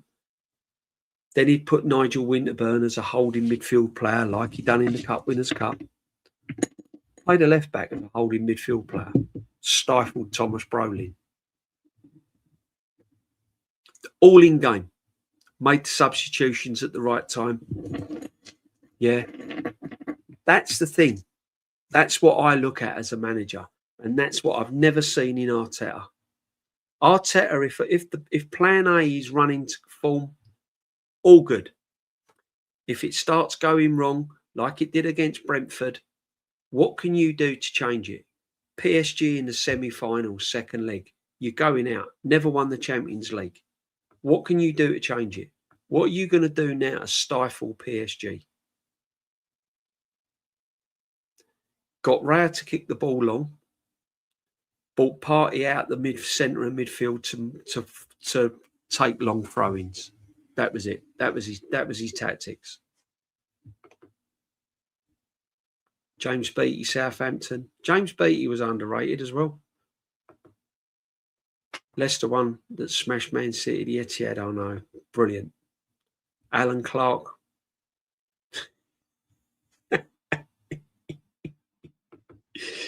Arteta's football is by far more boring than Graham's teams.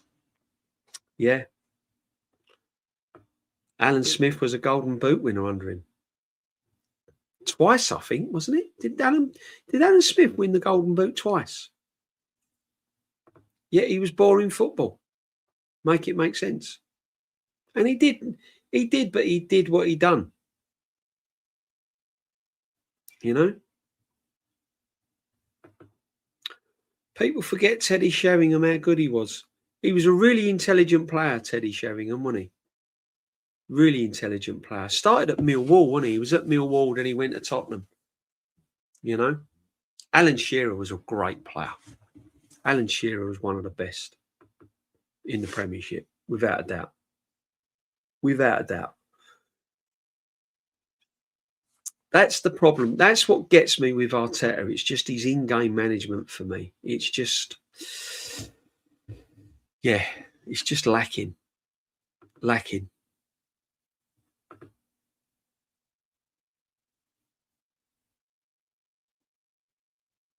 Yeah, bloody hell.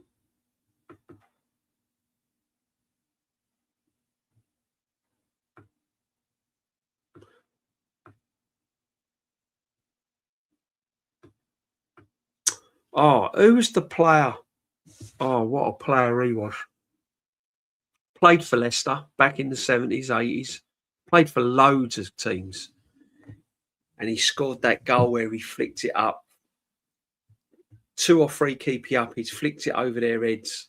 Smashed it bottom corner.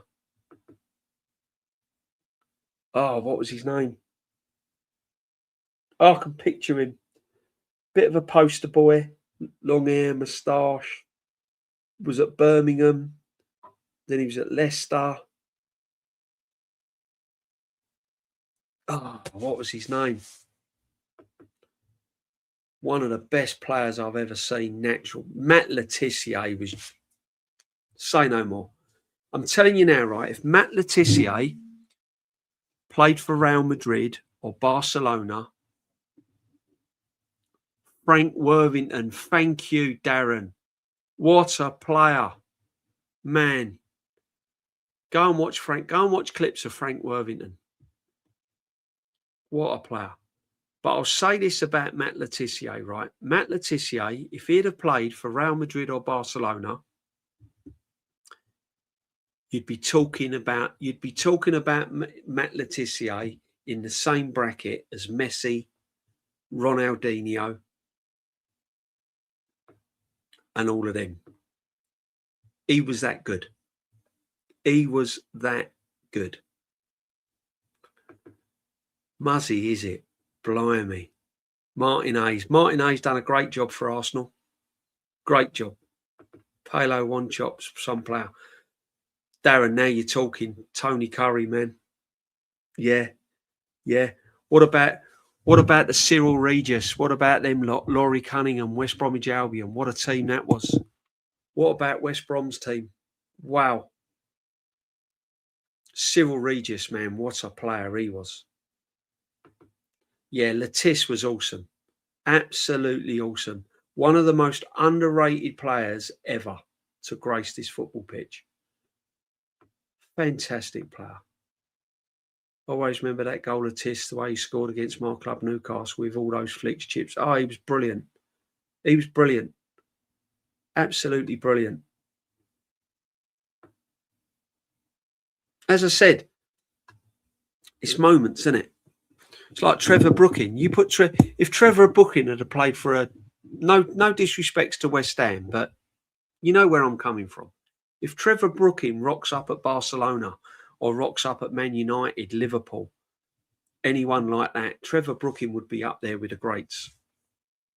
Yeah, some players are just at a club where they don't get the recognition and they stay at the club for their life. Stan Bowles, wow, another blast from the past. What a player Bowles he was. Oh my God. Jap Stam, he was brilliant. He was brilliant for Man United. Mark Hughes was a beast. Mark Hughes was an absolute beast. Mark Hughes was one of them players that you hated to watch, but you wished he was at your football club. The Div, Alan Devonshire. What a player he was as well. The Div, yeah. Devonshire was a great player. Yeah. Rodney Marsh, Darren, legends, man. Ricky Villa. Yep. Lampard, Scholes, Gerrard. What one? What order? Mine is that way round. You'd go Lampard, Scholes, and Gerrard. I'd swap that. I'd go Scholes, Lampard, Gerrard. Scholes for me was brilliant. Left foot, right foot. He was the English Andre Pirlo for me. Thierry Henry actually said that if he was picking a team, the first player he would put was Paul Scholes. And then Bergkamp and then men like that. But Paul Scholes was just brilliant. And I'm sorry, but you can say what you like about all these great players. Dennis Bergkamp, for me, was probably one of the most intelligent all-round player I've seen in the Premier League. Guy was just magnificent. His touch, his vision, his passing, his goals, everything. He just had everything. What was that famous quote that John Hartson said? If he walked on snow, he wouldn't make any footprints. You know what I mean? Vardy, man, was brilliant. Come from non-league. Man rocks up from non-league, bangs goals in for fun. Yeah, give it. Jamie Vardy deserves his flowers, man. Definitely. 100%. Oh, that goal, yet again, my club, Newcastle. I know, man. And he meant it. And he meant it. People said it was a fluke. He meant that. He knew what he was doing. The goal he scored for Holland in the World Cup against Argentina, where it's come over and he's just bought it out the air, and he scored a similar goal against Leicester as well. Fantastic player. What a player. What a player, man. Mind you, Newcastle's had some bowlers. Alan Shearer weren't no mug. He was a great player, Alan Shearer. The great Malcolm McDonald done business for Newcastle as well. Yeah. Graham Souness as well was some player. Graham Souness for Liverpool. Really good player. Peter Reid for Everton. Another player. Andy Cole. Man, Andy Cole. What a natural finisher he was. Brilliant player. Brilliant. Yeah, Sassy V. Yeah, I remember that. 100%. How did we not win a tournament with Scholes? Don't know. Don't know. I don't know how England have not won since winning the World Cup. When you think of the great teams they've had, Darren, over the years, England have just had some absolute brilliant players over the years. How this team has not won a World Cup, I do not know. Do not know. Down to the manager. We've mentioned all these players, right? All these players in all these teams are winners. They've all got one thing in common. Yeah. Oh, I mean, let's go fairly modern. Bergkamp's, Henry's, Eden Hazard's. Yeah. Roy Keane's, Andy Cole's, Teddy Sheringham's, Alan Shearer's, Blackburn Rovers, and all them men, right? Tim Sherwood's and all of that, right? They've all got one thing in common. The great Lynch, how you doing, brother? How you doing, my friend? Thanks for popping in. Keegan, Hoddle, yeah? Peter Beardsley. All of these players have got one thing in common. All the top players. They've all had great managers that they've had one things with. Alex Ferguson's, Ron Saunders. All of these players have had managers that have been good managers that have benefited where they've benefited from. They all improved under the managers. Bergkamp, as brilliant as he was, improved under Wenger. Henry came to Arsenal, didn't really hit the ground running, played on the left wing, didn't really flow, played under Wenger, improved immensely. Pires the same, Lundberg the same, Eden Hazard, John Terry, Lampard, all improved under a manager.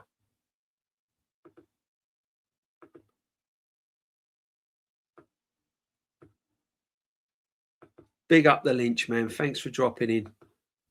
Yeah. Better late than never, Lynch. Hope you're well, brother. Gary Speed, RIP. What can you say? Gary Speed, yeah. Very sad times that was. I was shocked when I heard that. Saw Gary Speed play quite a few times.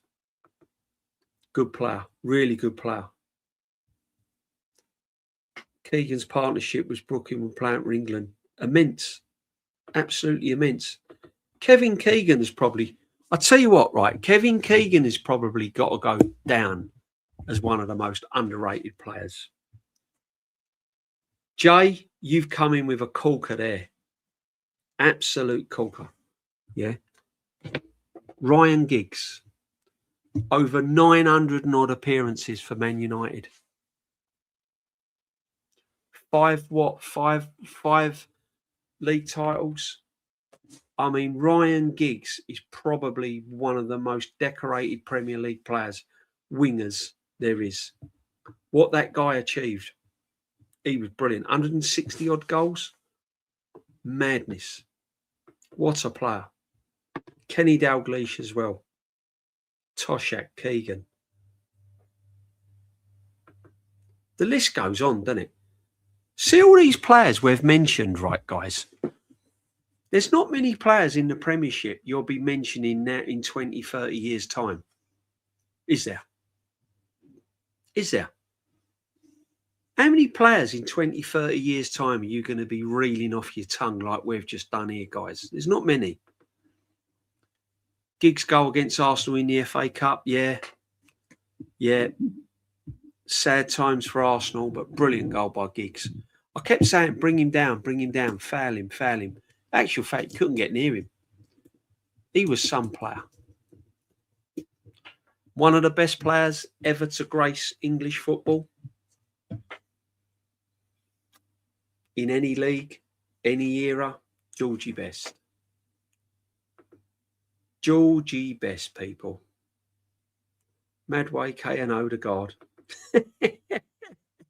You're not even mentioning them in a Christmas raffle. Honestly. Unbelievable. DJB, way to put it. You can name 2 or 3, 4 strikers from the top teams in their squads. You can't even name 3 strikers in the whole league in their level. Exactly. Lynch, I'll give you that. Rooney was underrated.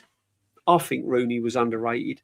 He wasn't in this country, but I think Rooney, European and worldwide, probably was. Probably was. Give you that, Lynch. 100%. The greatest side ever. Oh, man, I need thinking time. When I put these sides together and when I pick my best 11s and that, honestly, it takes me days. I need to think because you need to go through every little angle. Do you know what I mean? It's really difficult just to ping one off your head now. I remember seeing Birmingham City at Highbury with Trevor Francis and Bob Latchford. Good side that was. That was a good Birmingham City team. Do you know what, right? Before we wrap up, people, because it's been absolutely amazing. What a sit back. 3 hours and 9 minutes. I must be absolutely crackers here, right? Honestly, I spoil you, people. I spoil you. Absolutely spoil you, right? But do you know what, right?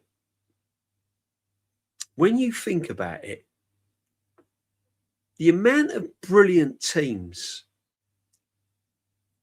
that have been out of top flight football for so long. Birmingham City, that should be a Premier League team and a big Premier League team. Massive club. Derby County's another one. Bolton, Preston. Some of these teams are like massive. Big fan bases. West Bromwich Albion should be an established Premiership team year in, year out. They go up and down, up and down, up and down. Had the 3 degrees, Baston, Canningham and Regis. What a team that was. What a team. Oh, my God. Yeah. Sunderland. Yeah, Sunderland. Hats off to Sunderland, Lynch.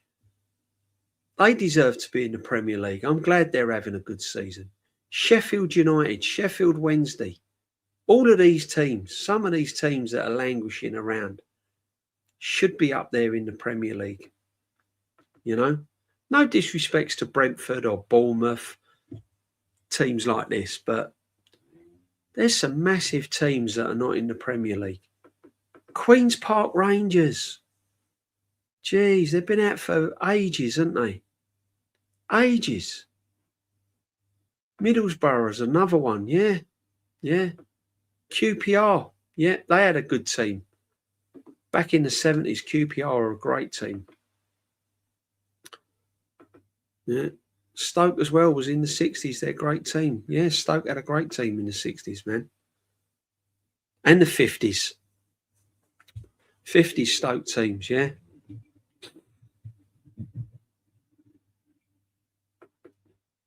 Jerry Francis, QPR. Remember it well. It's been great, guys. Really good Sunday sit back, my friend. Frank McClintock played for QPR in '76. Yeah, he did. He went. Yeah, he went there under a cloud. I mean, it was a shame what happened to Frank McClintock at Arsenal, because it was all a little bit toxic the way he went. Similar to where Odegaard might go out the door of Arsenal, you know. Yeah. One of our greatest ever captains, Frank McClintock. Him and Tony Adams for me.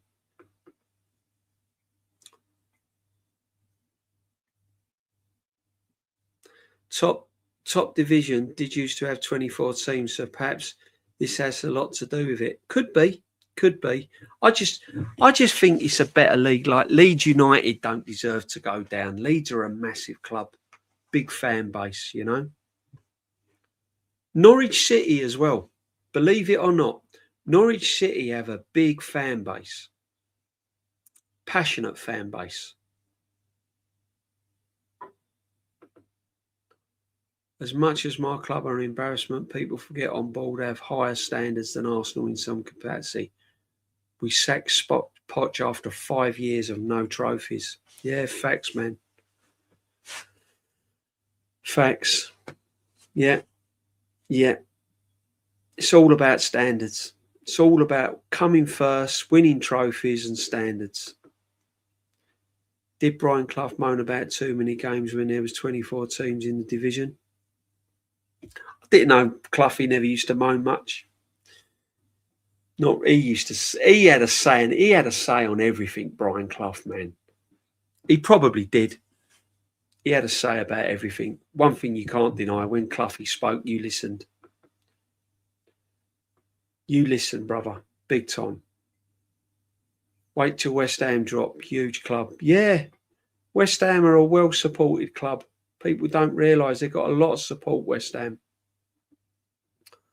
You know, up there with the massive of clubs, but good followers, good following of fans. I believe Tony Adams is underrated. He's up there with the 10. Do you know what? A lot of people say Tony Adams is underrated. And if you're talking about top defenders, people say Maldini, Baresi, you know, all of these men. You don't really put Tony Adams up there, but Tony Adams is probably one of the best defenders ever for what he's achieved and for what he done. Brilliant. Norwich turned over Milan. Yeah, great. Love going to Carrow Road, man. One of my best away days is Carrow Road. Love it. Damien Duff.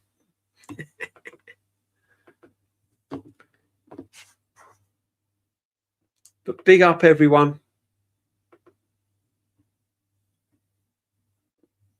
Yeah, good side, Norwich.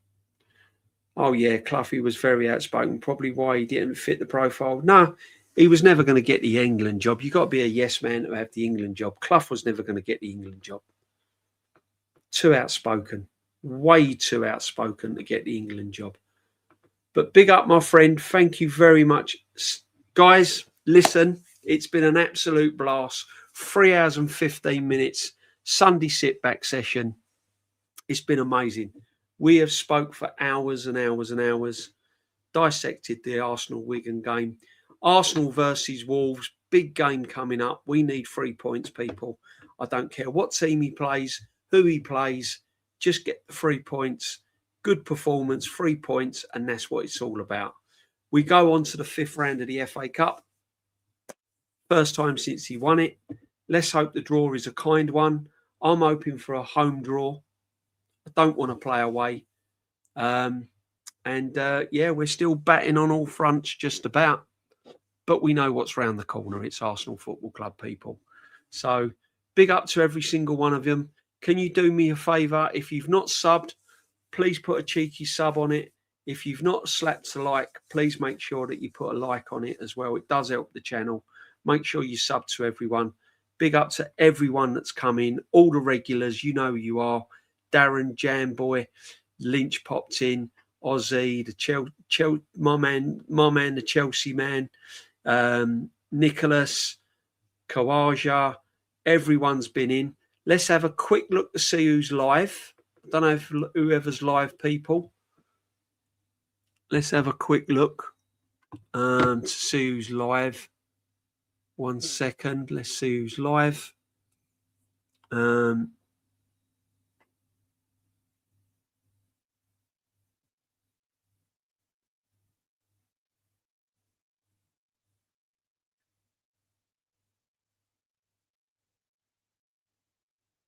Who's live? Let's have a look.